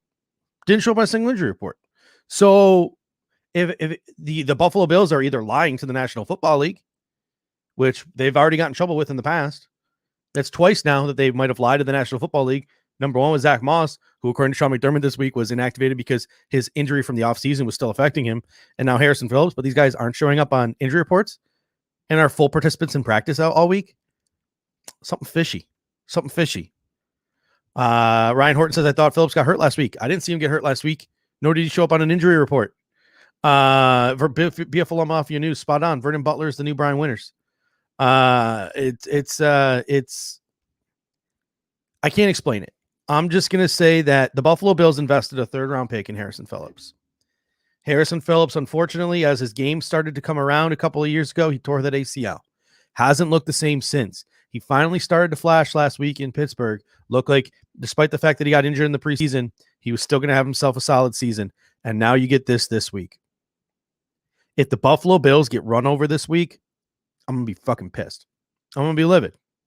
I'm not going to be a happy camper if the Buffalo Bills get run over this week because I haven't liked Vernon Butler since the day he got here. He just collects a check and goes out there and jogs his way through a football game.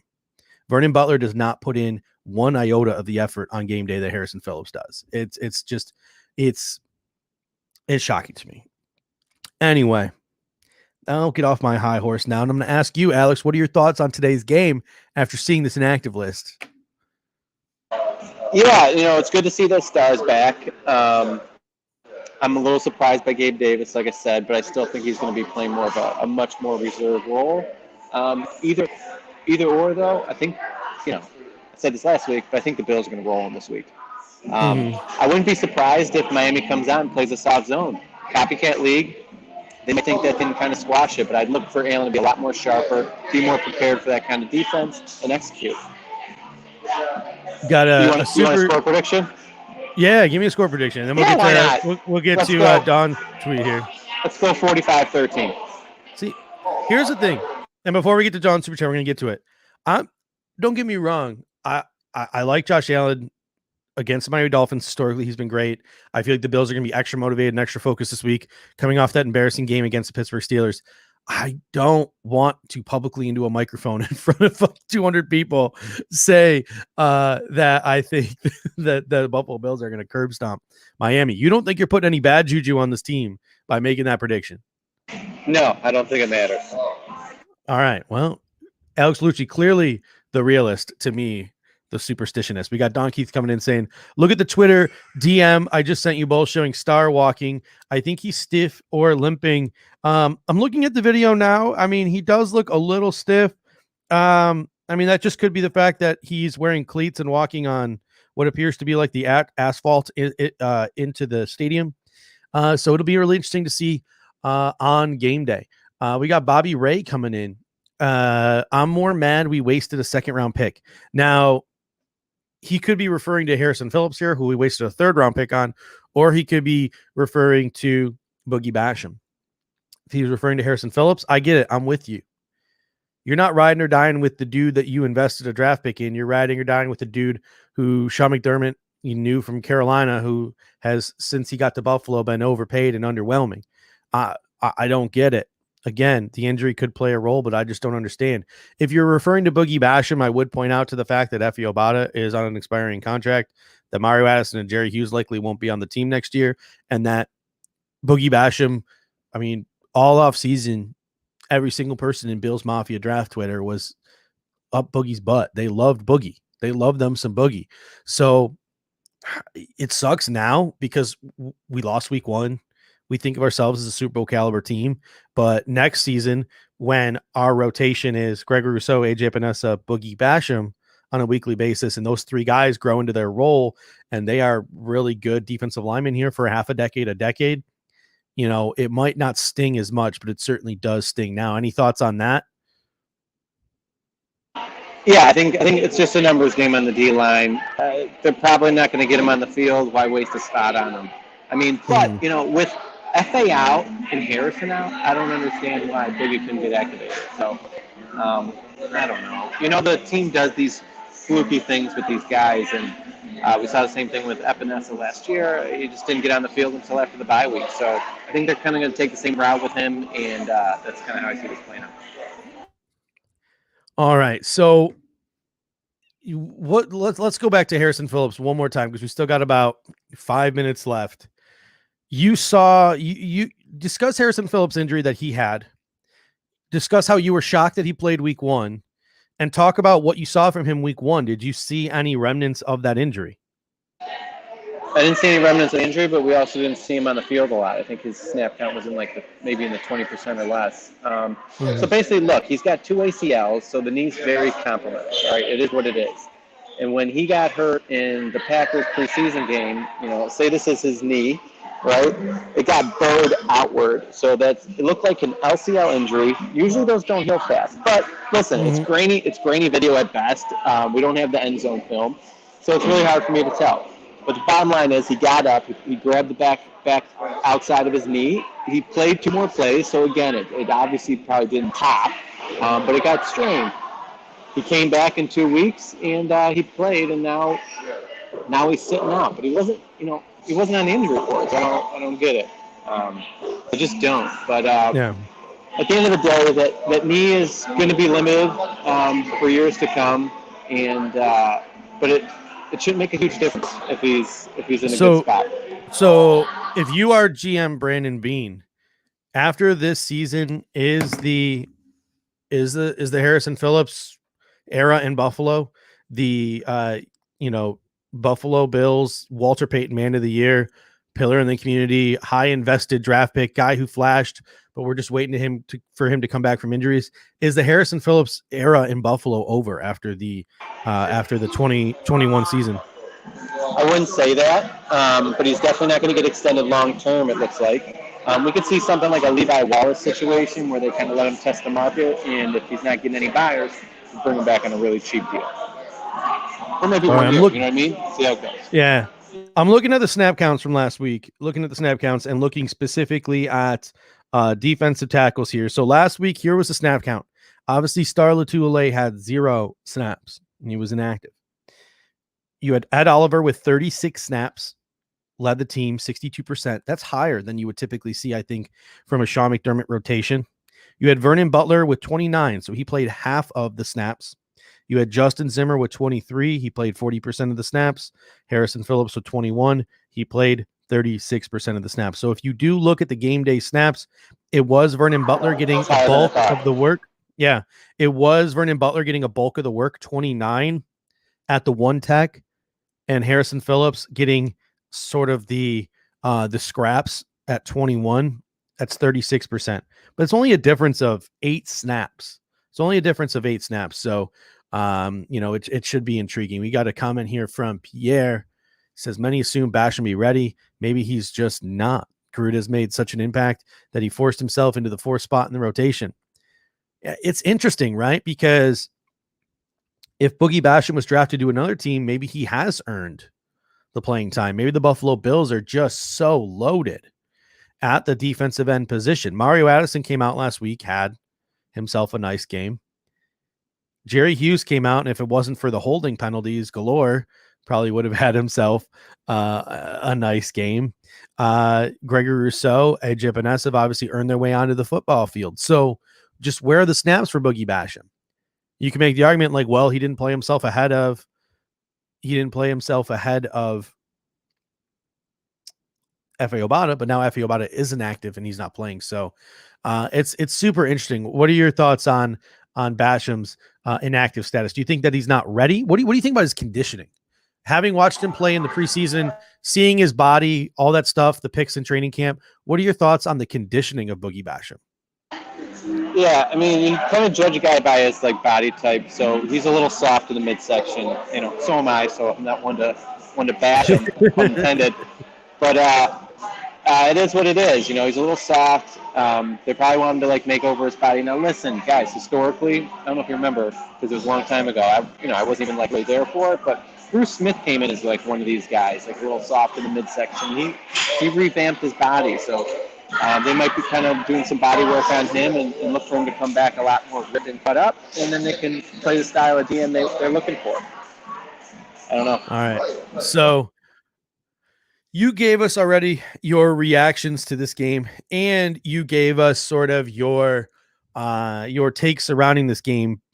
You've already got a hot take, your score prediction. You think the Buffalo Bills are going to win this football game running away. Who do you think carries the Buffalo Bills, in your opinion, to a runaway victory today? Is it Josh Allen? Is it the running game? What is it? The defense? We force some turnovers. What carries the Buffalo Bills today in your mind? What makes you so confident that we're going to run away with a victory here? Yeah, I think it's going to be a total team effort. I would look for a nice big play on defense. Maybe not a touchdown, but a big turnover that gets them deep into the red zone. I think Josh Allen tears them up, and I think the team sees what they missed without playing Devin Singletary enough, and he gets close to the high teens carries, goes over 100 yards this week. Keeps them honest. Dolphins start to crash in, and then boom, boom, boom. And Allen's sharp, and he hits the big ones. All right. So before we go here, got about 1 more minute left. Tell us again where you are located, and if anyone is ever in New York City and wants to catch a Bills game on an NFL Sunday, tell the people where they can head to in the NYC to catch a Buffalo Bills game. Yeah, so I'm here at Penn 6. It's on 31st between 6th and 7th, and it is literally 1 block from Penn Station. So if you're coming from outside the city, you just take that train into Penn Station. You literally walk 1 block. This is awfully your own convenient. DD right there. Your own DD. That's right. Hey, 55 minutes door to door for me. I had to move out of the city because of COVID, and this would have been at least an hour, 20-minute trip in to park to get here. The train was so convenient. Yeah. So, last thing before you go, what happened to McFadden's? What would COVID shut it down, or you guys left there for another reason? Is it closed, or they just closed for Bills backers? Yeah, so a couple things happened. So they had a Mexican cantina next to it, so the overflow from McFadden would go to the cantina. In 2019, the cantina closed, and then McFadden's couldn't host us because we'd have too many people to accommodate. So what happened is we moved to Public House. Public House is a couple blocks over. That was a great venue, 2 floors, awesome. But COVID got them shut down too. Since then, McFadden's is also shut down. So there's no McFadden's, no Public House. But this is Penn 6. They're actually hooked up. The managers are hooked up with Public House, so now they're here. Do you want a quick sneak peek of what I'm working with? Yeah. Let's take a look here. New York City Bills backer. Yeah. Nice. Boom. And according to Alex, every seat has been reserved. So before you head out, we gonna get a bar stool, bar table thigh dance? We gonna get that? I don't have any support here right now, so I'm not going to do it because I can't cue up a good song. And when I deliver, I want to have the music. Yeah, up. you want to be a man of the people. Unless you want to cue something up, you want to cue some music up, and then I can hit a rhythm. I'd like that. I got nothing. Sorry, I'm not that technologically savvy. So we will save it for next week in the Washington game. The thigh dance will return. Let me do you guys a favor though. I'm clearly going to be thighing it up like crazy a little bit here. I'll snap a video. I'll send it to you, and then maybe we can post it later. Yeah, for sure. So if you want to catch a thigh dance, head on over to the Thigh Doctor's Twitter or Instagram page, and you'll get all your thigh fixins there. That is Alex Lucci, our in-house BF medical specialist. You can catch his article every Saturday morning on thebuffalofanatics.com. So if you want an in-depth breakdown of all the injuries for the opposing team and for the team that we root for, the Buffalo Bills, head on over to thebuffalofanatics.com every Saturday morning. We will be back in 1 minute with our esteemed pregame countdown to kickoff panel. Go Bills. Go Bills.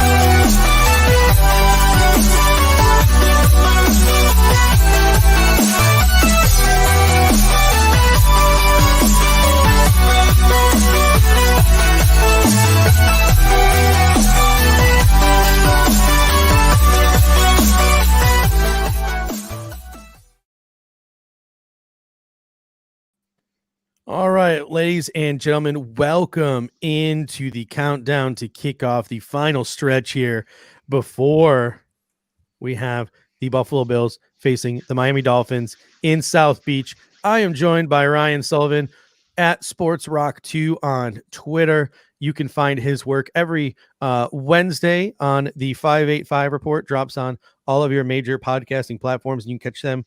Their show, it re-airs visually on Saturdays on YouTube. We're also here with the BF Spy, Eric Schmidt. You can catch his work, which is a thorough breakdown, previewing the game every week. He did a great breakdown of Miami and Buffalo. We're going to talk about some of that stuff this week. You can find that Friday mornings on thebuffalofanatics.com.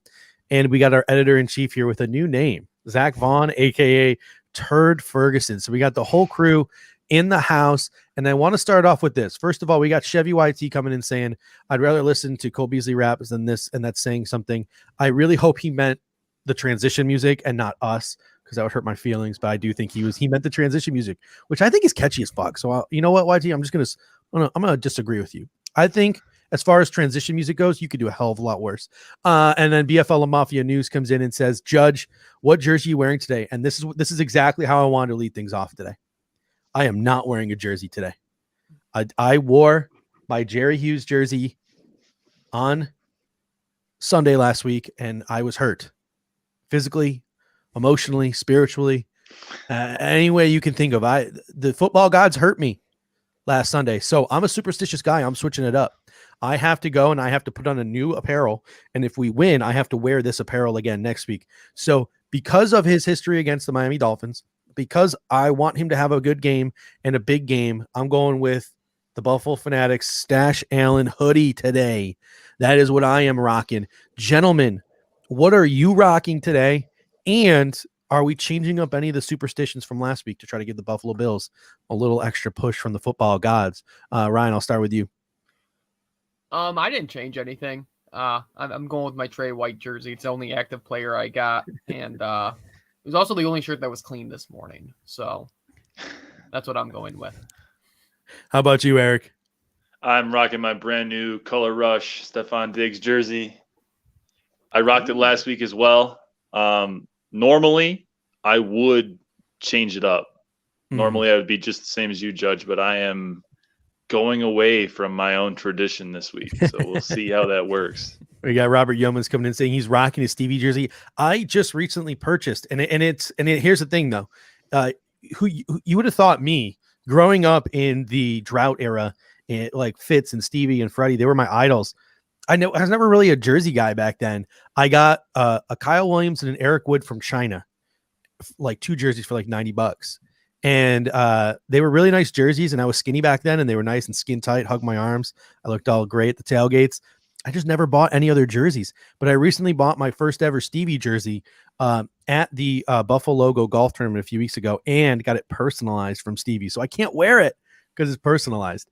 Zach, what are you wearing today? And are you changing up any superstitions? I'm wearing my Josh Allen jersey I wore last week. What I did last year was I wore the Josh Allen jersey, and then when they lost, I would wash it. So, wash the stink of the loss off of it. And so kind of following that, I'm going to try to see, depending on what happens, whether or not I switch up to my Tremaine Edmonds white jersey when they wear the white jerseys. But as of right now, it's just the Josh Allen one. All right. And Eric, I forgot to mention this too. So you're rocking the Color Rush jersey. So are you the buzzkills that are the NFL, and you're going to be wearing some like red shorts today? Or are you going to pull out some nice hot like white jeans? I am wearing my Buffalo Bills workout man legging sweatpant deals. I feel like, no offense, I feel like you got to wear, just to show the NFL what a ridiculous mistake they're making, not letting the Buffalo Bills rock the red and the white. You got to put on your tightest pair of white jeans before the game starts. That's what I think we need. Anyway, I'm gonna have to do that next week. Can I ask a question about the jerseys? Is anybody? Yeah. Am I the only one who is absolutely terrified to buy a white jersey? I just don't trust myself.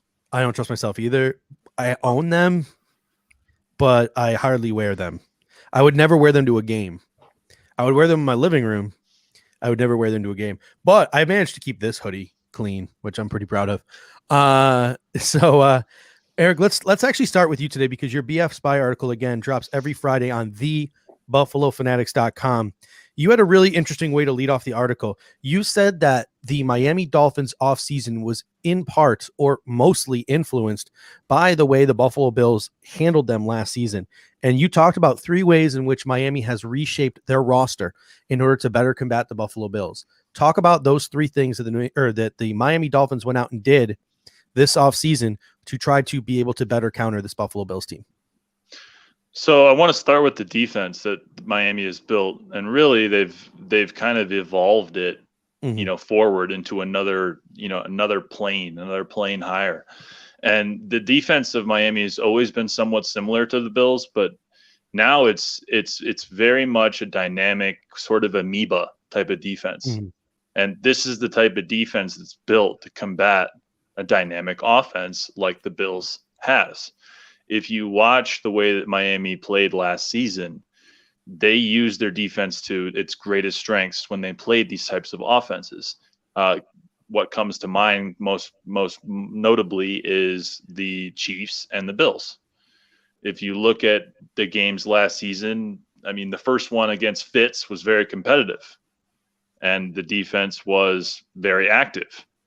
And the same thing could be said for against the Chiefs when Jerome Baker, who I'm extremely high on, by the way, and I'll get to him in a minute, but Jerome Baker broke the NFL record for the NFL's longest sack, 30 yards on Patrick Mahomes. This defense is not one that you want to mess around with. And one of the things they've done to change their scheme in the offseason is that they've acquired players and they've built the defense in such a way that they can execute more pre-snap movement, more exotic blitz schemes. And I know traditionally speaking, Josh Allen tears blitzes apart and he tears man coverage apart. But now their secondary is even more experienced with the infusion of Devin McCourty. And also their linebacking core is able to apply consistent pressure. And I'm talking about Elandon Roberts and Jerome Baker two very, very smart, very cerebral linebackers that are athletic and can do everything that a linebacker is asked to do. I think that's absolutely crucial. Now, as far as the offense is concerned with Miami, I mean, another similarity in one way that they've kind of carbon copied what the Bills have done is that they've pursued building a deep receiver core. Now, I know Will Fuller's not playing today. We don't know why. Eventually, maybe more news will come to light on that. But even without him, it's still a really good receiver core. And so you look at the ways that these teams have been built, it's almost as if, imitation is the most sincere form of flattery. So it's almost as if Miami is sort of carbon copied a lot of the Bills' strategies in order to beat them, which is ironic in its own way. But this is, make no mistake, this is a very challenging team to play. And with regards to Jerome Baker specifically, I think this is how you want a linebacker to play the position in the modern NFL in 2021. And he's young, so he's got a lot of years left of doing this. But you look at some of the things that Jerome Baker does, what impresses me most about him is his ability to see what the quarterback is doing, but then make immediate action on that. There is no hesitation with this player. He's often able to anticipate it as soon as he sees it and act upon it. And that's rare for a player. Many people in our own chats, on our own podcasts, our own shows have criticized Tremaine Edmonds for his, apparent or alleged inability to do so. But you don't see that with Jerome Baker. There is no hesitation. Yeah, no, I'm with you there. And then Sports Rock, you had an interesting tweet this morning. Robert Mays, I believe he might work for ESPN. I'm not 100% sure, but you Athletic. At The Athletic, you retweeted a comment from him that said, in the NFL last week, there were 10 plays where teams ran zero personnel in the National Football League. And of the 10 plays in which zero personnel, which means 5 wide receiver was utilized, the Buffalo Bills had 9 of those 10 plays. What are your thoughts on that? Because it seemed like you might have been in a little fundamental disagreement with the way our offensive personnel was handled last week against the Pittsburgh Steelers. I think it was just they didn't adjust.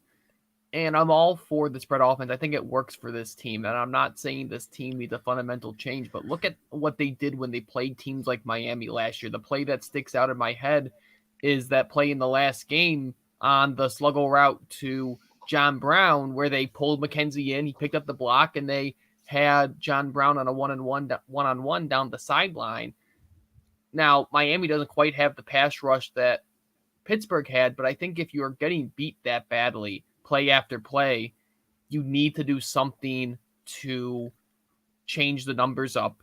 And I think having Moss back can help that, and would have helped that last week. And it's one of the things, I mean, the NFL season's so long, we forget storylines that pop up and then go away throughout the season. And last year, through the first 4, 5, 6 games of the year, even though Dable was putting up 25, 30 points a game, what was the storyline? It was third quarter Brian Dable being slow to adjust to the game. And eventually, as the season went on, he adjusted to that. And that's part of the reason why I'm not super concerned about this team at the moment, because I just think the Pittsburgh had a top 2% defensive line and a top 1% defensive line performance in that game. That's just incredibly challenging to replicate. But I want to see going forward, and maybe it's one of the reasons why Dable's still here and not coaching another team right now, is because, he has at times, if you can knock him, struggled to adjust in game. So if we're in a situation where, Obada, I was just looking at his name so I can pronounce it, their other DN, Ogaba, is having a game and teeing off on Darrell Williams or Deion Dawkins. And, maybe, Jerome Baker's getting to the backfield. If Buffalo can make an adjustment to get some guys back in back in protection and say, hey, we don't need to go 5. We can go 4, bring an extra guy back here and find that success again. Yeah, no, I'm totally with you. And that's the number one thing I actually wanted to talk about today was the Buffalo Bills offense and sort of projecting what they're going to do today. My biggest concern is that we're going to see an overcorrection from Brian Dable and Sean McDermott. I think that you might see the Buffalo Bills come out in maybe some heavier sets, some 12 personnel. You might see some Tommy Sweeney on the field, bringing out Reggie Gilliam, the fullback. I personally think that would be a mistake. I think 11 personnel would be fine. Maybe just use Dawson Knox a little bit more as a blocker, use your running back a little bit more as a blocker, use him to chip, things of that nature. That I think would be the proper correction. You can still funnel your offense through what is its most efficient thing, and that's your passing game, while still hopefully improving your running game and that pass protection. But Zach, I know that you are Buffalo Fanatics' #1 Reggie Gilliam stan. Talk about, if the Buffalo Bills were to incorporate Reggie Gilliam, how you'd like to see him incorporated into this offense. Well, like you were saying, if they do 11 personnel, you could put him into the backfield as like either a H-back, possibly in place of a running back, or just as that tight end, maybe. And maybe you could even get a little creative, put like Dawson Knox as a big slot and then have Gilliam in the backfield as that tight end or something. Do something like that. Just get him in multiple looks, because as many of you already know, whenever Reggie Gilliam's brought up, I bring up a Kyle Juszczyk spike, because he has that ability. He has the versatility, he has the potential to be Buffalo's Kyle Juszczyk. And I think they wouldn't have kept him initially last year if they thought they were okay with Patrick DeMarco just being the traditional blocking fullback. They clearly want to evolve that position into something a bit more.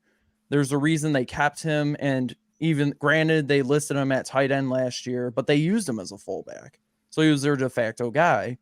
Now, it should also be noted, he had a touchdown week 2 against Miami last year. So could very well see that again, maybe near the goal line, maybe like on a bootleg or something. But I think getting Reggie Gilliam a skosh more involved, just a little bit. It doesn't even need to be like 5 or 6 touches. It could just be like maybe 2 receptions or something. Yeah. Just get him on the offense, give a different look. And that's the thing too. Like, I could easily see him maybe just coming in a little bit more for Dawson Knox, and you could still keep Singletary, and then you'll have Reggie Gilliam there too. And it's not like I formation.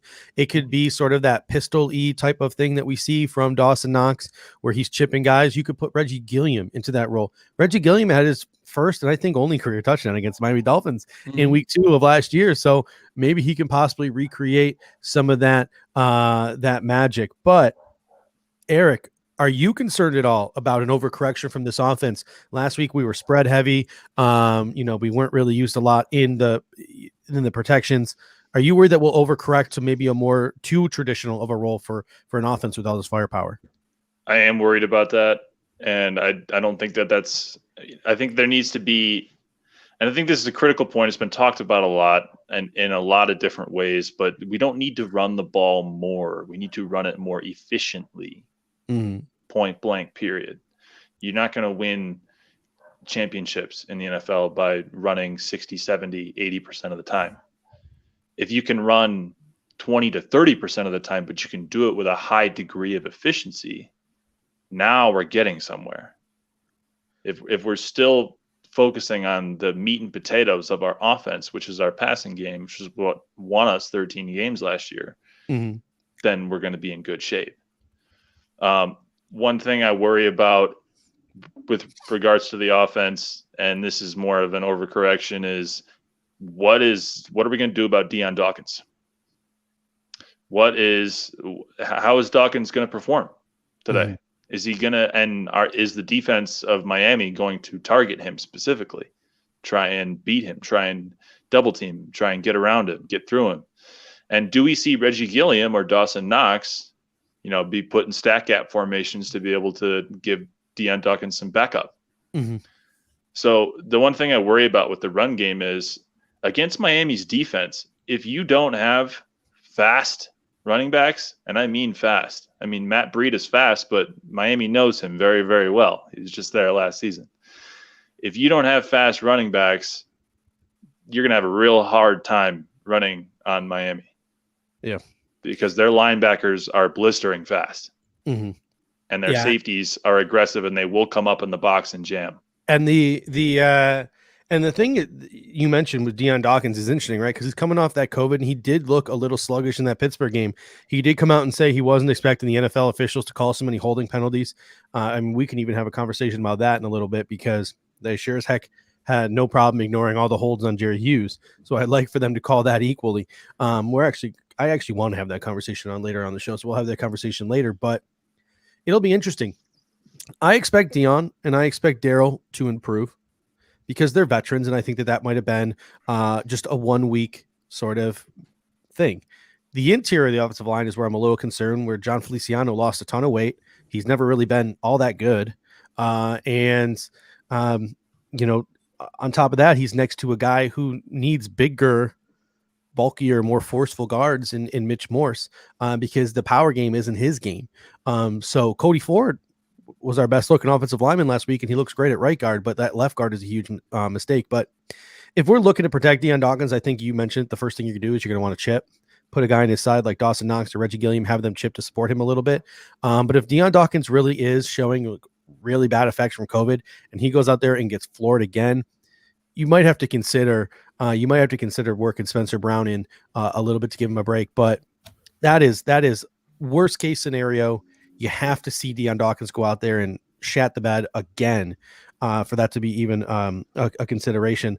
Ryan, if what that is does happen? I don't think he'd let it happen all game, though. Yeah, no, for sure. And that's another thing too. Pull him at some point. And that was a great comment here from Autumn. She said, I think it's popping up. There you go. A little slow. She goes, I think what was a criticism of Josh last game is what the OC and the game plan need to look at, what the defense gives you. Game plays are great, but if you can't adjust, then the plan fails and you fail. The Buffalo Bills failed to adjust last week, and they're going to have to adjust this week. So if one of their offensive linemen is struggling this week, they might have to consider at halftime shuffling that offensive line if it's affecting their ability to do what they want to do. If the Buffalo Bills are dinking and dunking down the field, but they can't score because they can't manufacture a big play, they're going to have to figure out a way at halftime to manufacture a big play. If the Buffalo Bills come out and they can't dink and dunk their way down the football field like they expected themselves to be able to do, they need to get in halftime and figure out how to, formulate a run game. Too many times last season, we saw the Buffalo Bills learn from their mistakes after the fact, not during the fact. And that's, I think, one of the things that this team has to work on.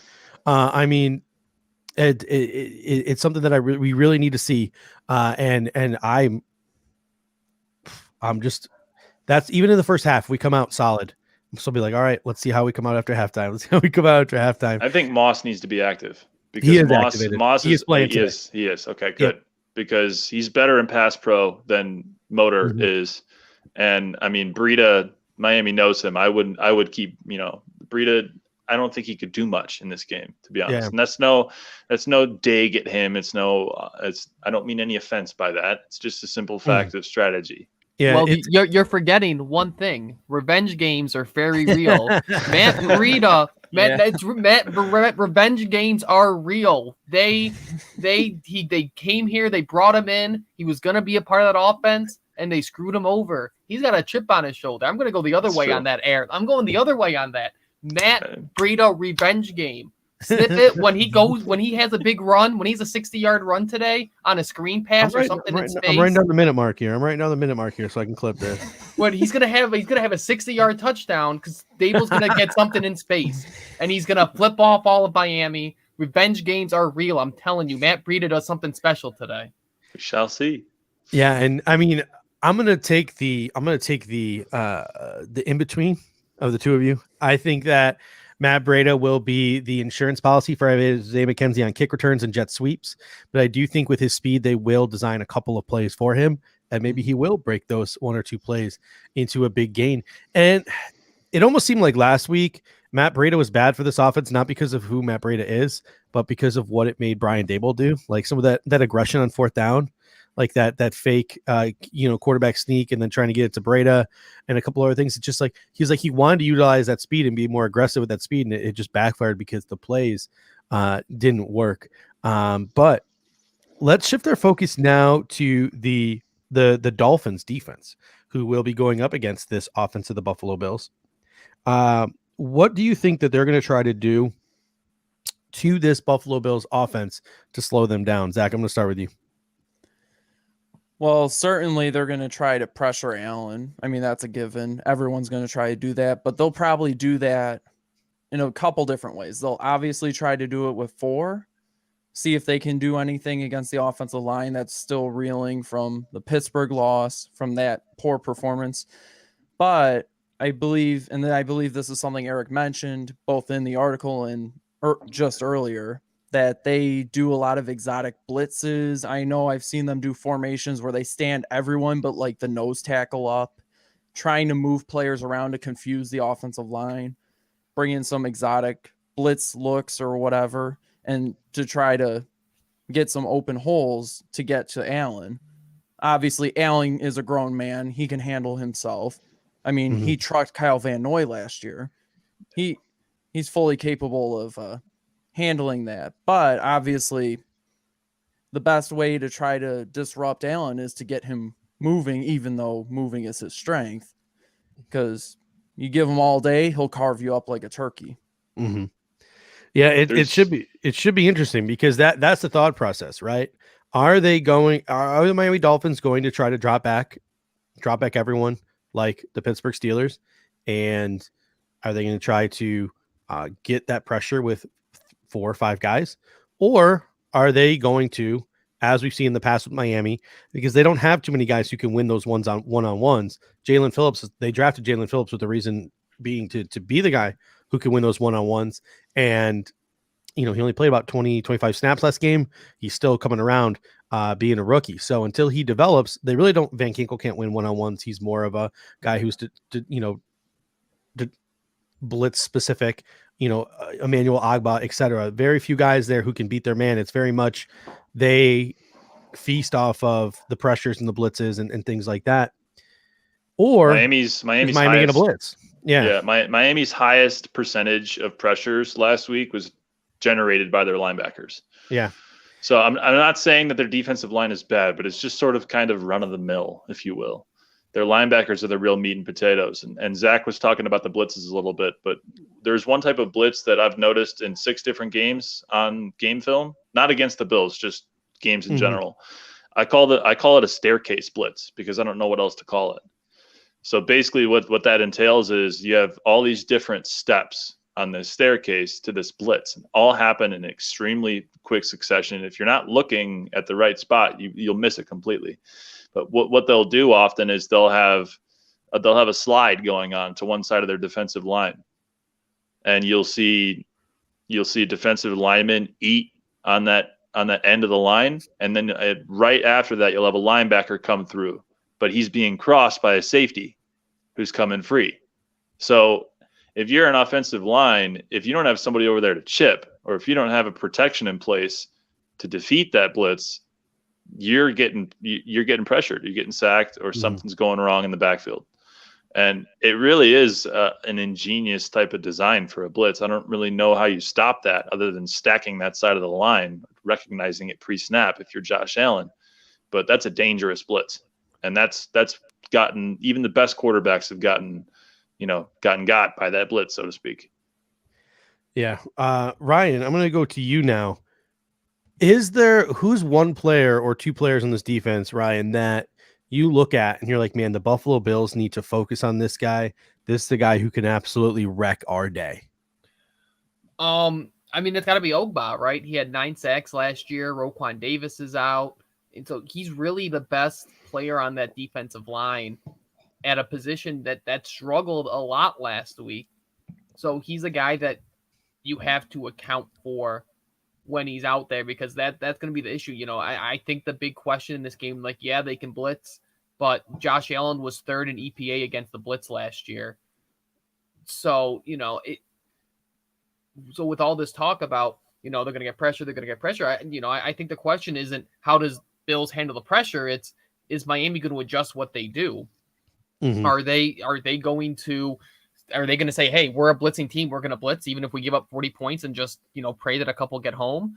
Or are they going to sit back, which they don't, if they sit back, they don't have that defensive line that the Saints have, that the Steelers had last week. Mm-hmm. So, the one guy in that line that I think could really ruin this day is Ogba if he has a day like TJ Watt or Melvin Ingram had against the Bills. Yeah, I mean, Emmanuel Ogbah is a really good player. I remember when Shaq Lawson was leaving for free agency, Emmanuel Ogbah was my number one with a bullet, the guy I wanted the Buffalo Bills to replace him at left end, and he ended up going to Miami with Shaq Lawson. So interesting what happened there, and obviously Shaq is no longer there in Miami. You know, Eric, you talked a lot about Jerome Baker. Ryan, you just mentioned Emmanuel Ogbah. Zach, because Josh Allen has had so much success, are we not talking enough about this Miami secondary? On the boundary, they have Xavier Howard and they have Byron Jones, two world-class cornerbacks. In the nickel, they have Justin Coleman, who was a very, very good nickel cornerback for quite a while in this league, went to Detroit, fell on his face because that's what happens when you go to Detroit, and is now back here in Miami, hoping to rebound his career under Brian Flores. They have a first-round pick in Noah Igbenogany. They have a second-round pick at safety in Javon Holland. They also have Eric Rowe and one of them Cordy brothers, I believe it's Devin, at safety. There's a lot of talent. Probably the best. As much as I love the Buffalo Bills, I mean, that shit runs deep. They even have Nick Needham, who doesn't embarrass himself when he's out. He embarrasses himself sometimes, but doesn't always embarrass himself when he's out there.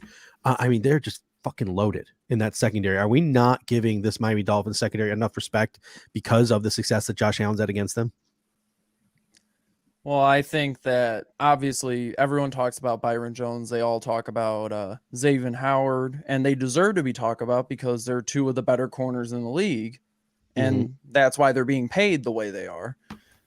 But I think it's less about Josh Allen's dominance over the Dolphins and probably more about the Bills' depth at receiver that we aren't really talking about the secondary because, again, obviously everyone talks about Byron Jones and Xavier Howard. One of them is going to be on Diggs. Other one's going to be on the opposite side, probably on Emmanuel Sanders. But then you have Justin Coleman on Cole Beasley. Igbenogany is not playing today. Igbenogany is not playing today, so my apologies for that. No.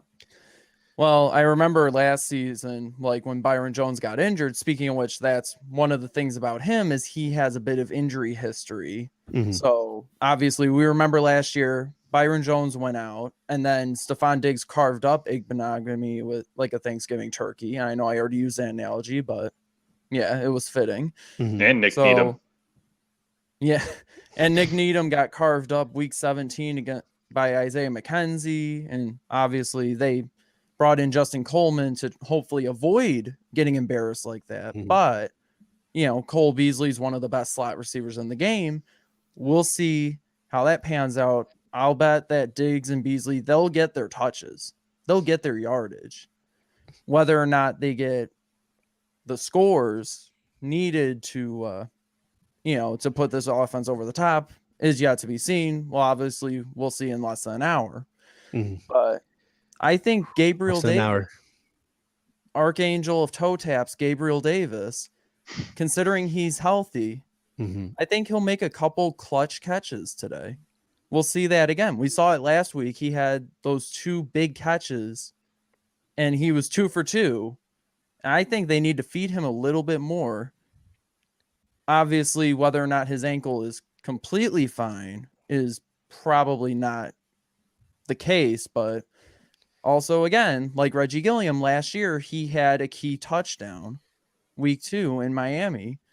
So if Josh Allen can find him in the back of the end zone against whoever the number 4 corner is for the Dolphins, which will probably be Needham, right? Yeah. I mean, if he can find Gabriel Davis a few times, maybe try to exploit the weak link in that cornerback group, and we'll see. I mean, or even if you can use some size at wide receiver, if you can get Kumaro in the game, get him in some of those contested catch 50-50 ball situations. Yeah, he could be I think Jake Kumaro could be a guy who might have himself a day today. Because as much as I want Gabriel Davis to play, I just saw the way he performed in the playoffs last year on that ankle, and I just don't think he can. I don't think it's going to get any better.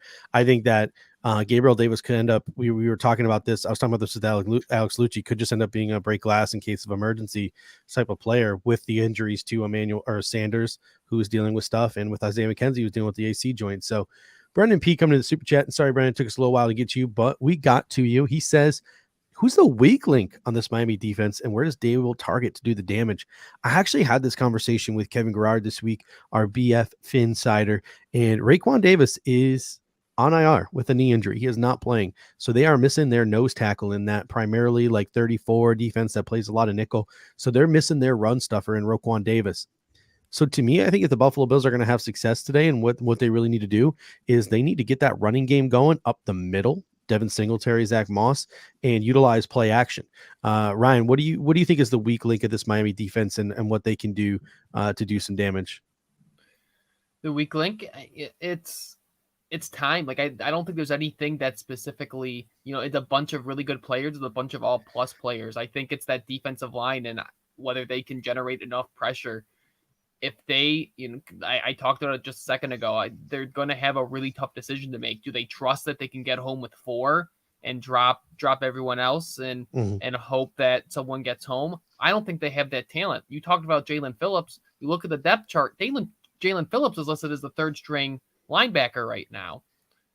So who's getting home there? Okay, then we blitz. We've seen what happens against the blitz. So I just don't think this defensive line has the firepower to make the impact that Pittsburgh had in this game. And for 2 straight seasons, it's when the Bills were getting beat by the Patriots game after game after game after game, you just kind of assume that the Patriots are going to do it until the Bills show you otherwise. The Bills have been taking Miami to the barn, their defense to the barn, for 2 straight years now. It's on Miami to show that they can make a stop, that they can do something. Until they do, you got to assume Buffalo's going to have their way until they prove otherwise. Eric, what are your thoughts on Miami's weakness there on defense and where it can be exploited? I agree with a lot of what Ryan said, but I'm going to go a little bit differently just for variety's sake. I think mismatches are something that the Buffalo offense needs to focus on when we're looking at the Miami defense. And one of the key areas I think that's you're able to do that is Kumaro, who I've already mentioned, in those 50-50 contested catch situations. He's a big receiver. For those who don't know, Jake Kumaro is huge. He's a massive receiver, and he plays like a massive receiver. He's physical. He's unafraid. He will go up and get the ball. He has a huge catch radius as well. But my biggest mismatch of all, and as a player who I think this is his breakout year, I will stand this all day. It is my boy, Rambo Knox. He is coming. He is coming. And he was a bright spot in the Bills' loss last week to the Steelers, in my opinion. Yeah. He was a bright spot, and I think as long as he continues to show that progression, they're going to give him more work. We've all known this team and this coaching staff to be the type of staff that will award players who find success. As they continue to find success, they will be given more and more trust, more and more time, more and more opportunity. One of the things I love about Dawson Knox is he's fearless. Mm-hmm. Technically, he's got some parts to improve in his game, but against a defense like this, you want that kind of alpha tight end to be able to go out there and make it happen. And how ironic would that be, given the fact that Mike Geseki, the Dolphins tight end, has gashed us in the past historically? Mm-hmm. If you were able to do that with our own tight end, it would almost be poetic in a sense. Yeah. And we're going to get to Mike Geseki in just one moment, but there was a comment from Buffalo Defender that I really enjoyed. I want to talk about this before we transition over to talk about the Miami Dolphins offense a little bit. And there was one inactive for the Miami Dolphins that really stuck out to me and surprised me. It's not going to make Ryan Sullivan happy, and we'll talk about that in a moment. Yeah, we're gonna get to that in a moment. But Buffalo Defender comes in and goes, I think we're not talking enough about McDermott's halftime adjustments or lack thereof. Completely outclassed by Tomlin last week, needs to step up if we're truly a Super Bowl team. What were your thoughts on Sean McDermott's decision making, and what would you do this week? Because let's go for it from this. Let's take it from this standpoint.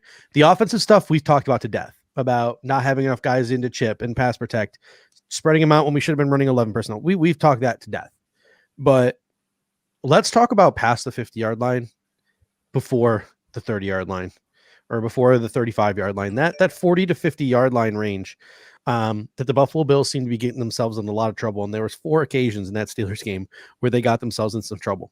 I'm of the mindset personally, and this is a personal thing, that if it's 4th and less than 3 and you are between the 40 and the 50-yard line, you should be going for it every single freaking time, especially when your quarterback is Joshua Allen. Now, the Buffalo Bills went out this offseason and traded in big leg Corey Bojorquez for coffin corner Matt Hawk. And what did the Buffalo Bills decide to do on their first 2 4th and 3s inside the 50-yard line last week? They decided to punt. Now, the way I interpret this is that Sean McDermott and Brandon Beane are now comfortable with the Buffalo Bills roster, and they think that this roster is championship caliber, and they are going to go back to that Bill Belichickian, I trust my defense. I feel like my offense will score enough points on their own. We don't need to be all uber aggressive in doing so. And I'm concerned about that. If you're the Buffalo Bills and you get past midfield today, are you being aggressive or are you coffin corner punting?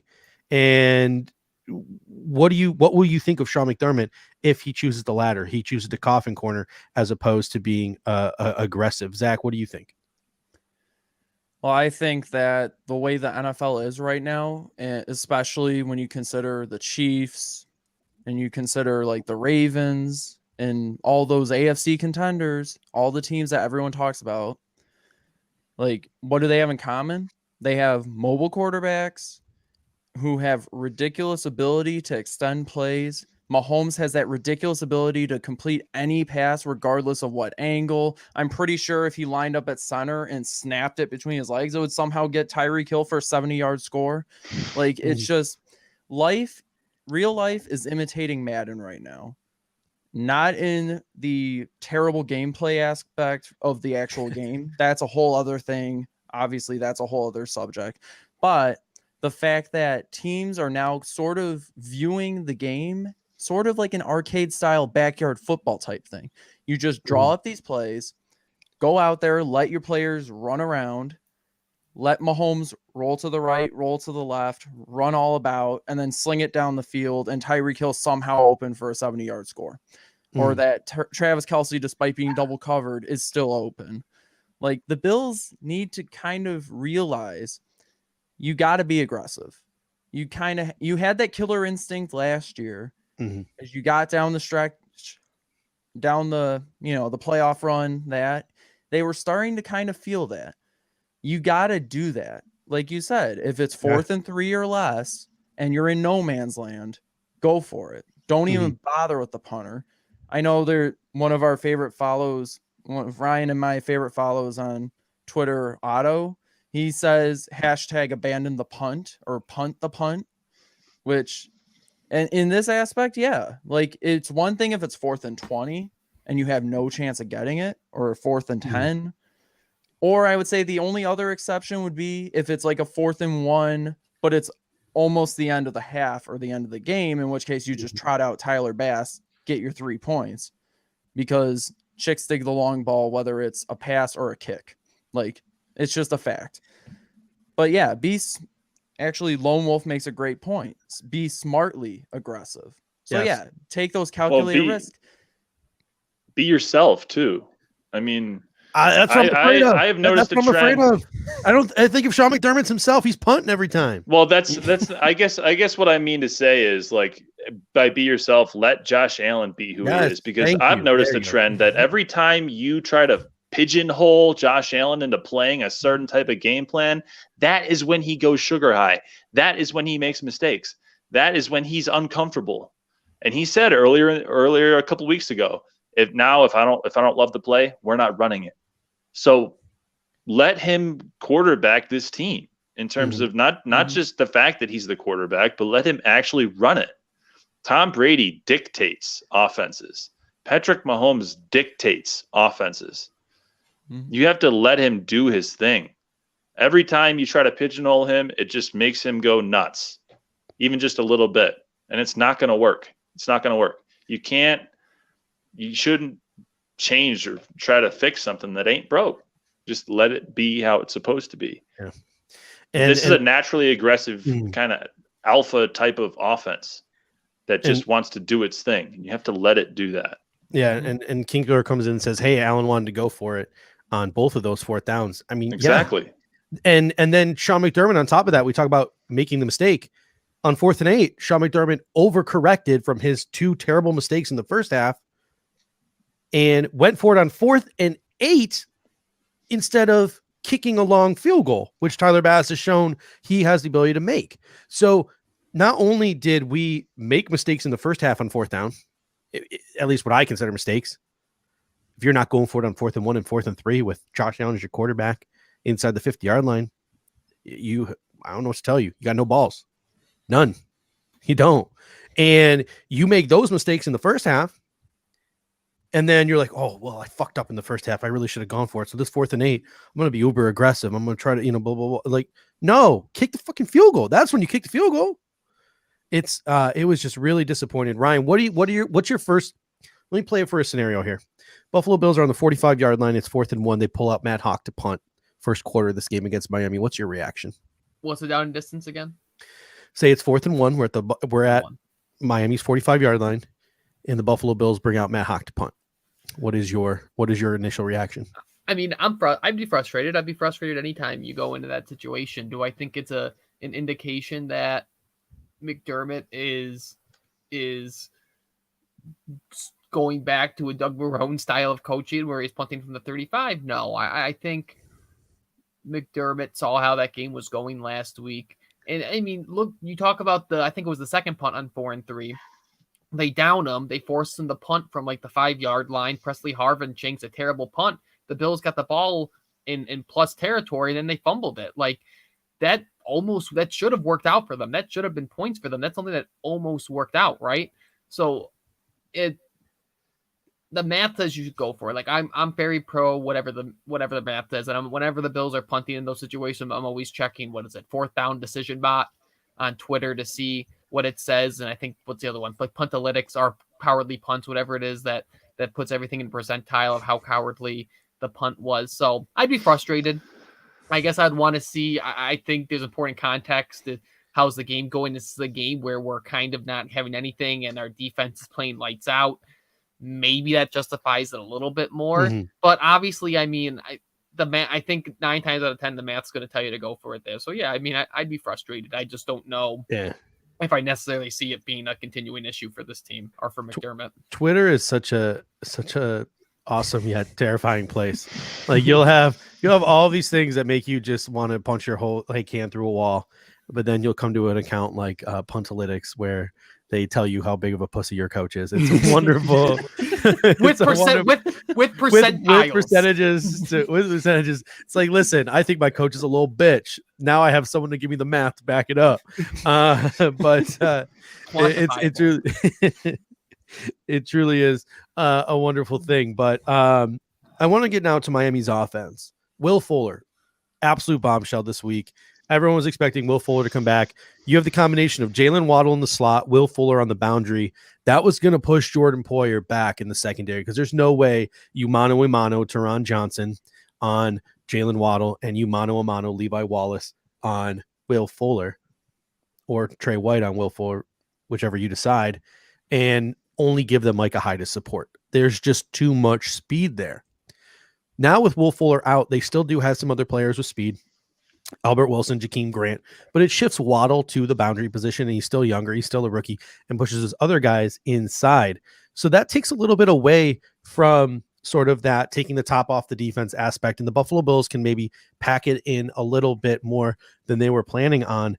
But one of the things that when my first reaction when Will Fuller went down was maybe we see the Miami Dolphins utilize those tight ends that they have because they have a lot of them. And it was really crazy last week. I don't have the exact numbers in front of me. Yep. No, I don't. Geseki played 32% of the snaps. Yeah. Not a lot. Yeah, 32. And Hunter Long played a surprising amount. 71. And Durham Smythe played, a ton. So last week it was all about run blocking, right? I think that they were truly petrified of what the New England Patriots had up front. Hunter Long is inactive this week. They still have Durham Smythe. They still have Adam Shaheen.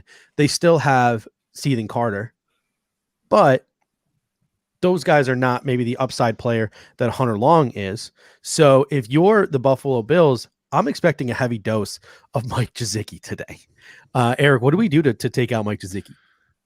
I think that this defense needs to play more aggressive. I know we're not a man defense, but like we got to start jamming off the line at least a little bit within 5 yards. I mean, it needs to happen. Tampa Bay absolutely frustrated the crap out of the Chiefs receivers.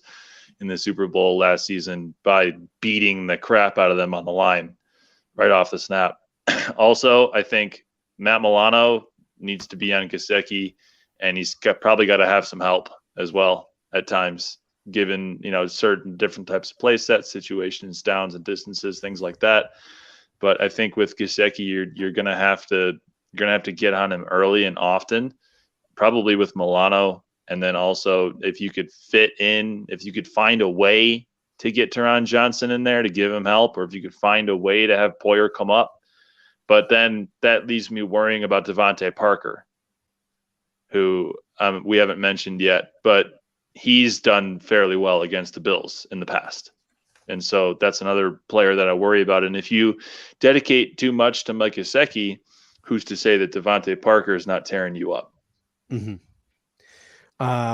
Zach, what are your thoughts on Geseki and how this Dolphins offense is going to try to attack us? Well, like we've already previously established, Mike Geseki has a good history against the Bills. Obviously, last year, week 2, he had a really big game, and that was partly because Milano and Edmonds were both out. But at the same time, even when they were on the field, they were very iffy against tight ends all year. So if you're the Bills, you're going into this game saying, okay, we need to shut this guy down. He's done historically well against us. We need to make sure that if they're going to beat us, they need to beat us with their receivers. In which case, obviously, Javonte Parker, we also just said, he's had a good history against the Bills. See what he does with Trey White, or they may try to match him up on Levi Wallace again, because I think that's who he had most of his damage against last year, was Levi Wallace. So that's obviously going to be another thing to watch out for, is Levi Wallace versus basically everybody, because whoever they put on him is probably going to be at a bigger advantage than if they were on Trey White. But there is someone that I don't know if we really mentioned that much about right yet, but Jalen Waddle, the young rookie, he's a speedster. He is the talent that everyone thought he was coming out of college. I don't exactly know what he did last week, but I would say that you got to keep an eye on, if he's in the slot, you got to keep an eye on him versus Taron Johnson, or any of the receivers versus Taron Johnson as well. Basically, any corner, not Tre'Davious White, you got to keep an eye on who's matched up with them and how they do. If you look at this Miami offense, they have a ton of guys who can hurt you if you don't wrap them up at first contact. Myles Gaskin out of the backfield in the flat. Albert Wilson, who was honestly, before tearing an ACL and then sitting out a year for COVID, was absolutely blowing things up in South Beach. He could honestly really turn the corner and become a really good playmaker for them. Jakeem Grant in that speed and that shiftiness. Jalen Waddle, Selvin Ahmed. There are a lot of guys who can do damage with the ball in their hands and get a lot of yards after catch. If you are the Buffalo Bills, you need to tackle at first contact today. There can be no missed tackles. Yep. And to me, this defense today is going to rely on 4 guys for the most part in order to accomplish this goal. And obviously the D-line needs to be stout in the run game, and they need to set the edge properly and do all those good things. But if the defensive line steps up and does what they need to do, Matt Milano, Tremaine Edmonds, sideline to sideline, bringing these guys down on first contact is critical. Taron Johnson in the slot, Jordan Poyer at strong safety, who goes from dropping back to up in the box, dropping back to up in the box. These are the 4 guys who are going to have the most opportunities to make first contact and wrap up and tackle most of these playmakers when they get their ball in the hands in short yardage situations, like it's just a dump off or a quick hitter or a screen, etc. They need to tackle and wrap up on first contact, or it could be a long, long, long day for this Buffalo Bills defense. Ryan, anyone else stand out for you on this Miami offense that you think could have a big game or the Buffalo Bills need to worry about? I mean, you hit it. I talked about it with Kevin, where it really switches is a guy like Jalen Waddle. We said on the 585 report this week. Well, I said on the 585 report that, Jalen Waddle, has the potential to have that functional game speed that Tyreek Hill has. And we saw the way Tyreek Hill can damage the Bills, right? And, you look at the type of plays where Tua found success last week. It was those quick slants, those quick those quick hitters that he could just one read and go. And, there was 2-3 plays where he hit Parker on just a quick slant and he could turn up field and get 15 yards. So I think taking away those plays, whether that means playing some more press, whether that means maybe bringing a little bit extra pressure so he gets out of the pocket, doesn't get to that read, is really going to be the key to this game. All right. So, gents, we got about 5 minutes left. There were some things we didn't even get a chance to talk about. One thing I want to make sure we hit on before we give our game day prediction, we paint a pretty picture and we give our score prediction. I want each and every one of you, and we're going to go in a little round table here. We'll go Eric, Zach, and Ryan. Your thoughts on Tua heading into the game and what you expect from Tua heading into the game. Eric, what do you think?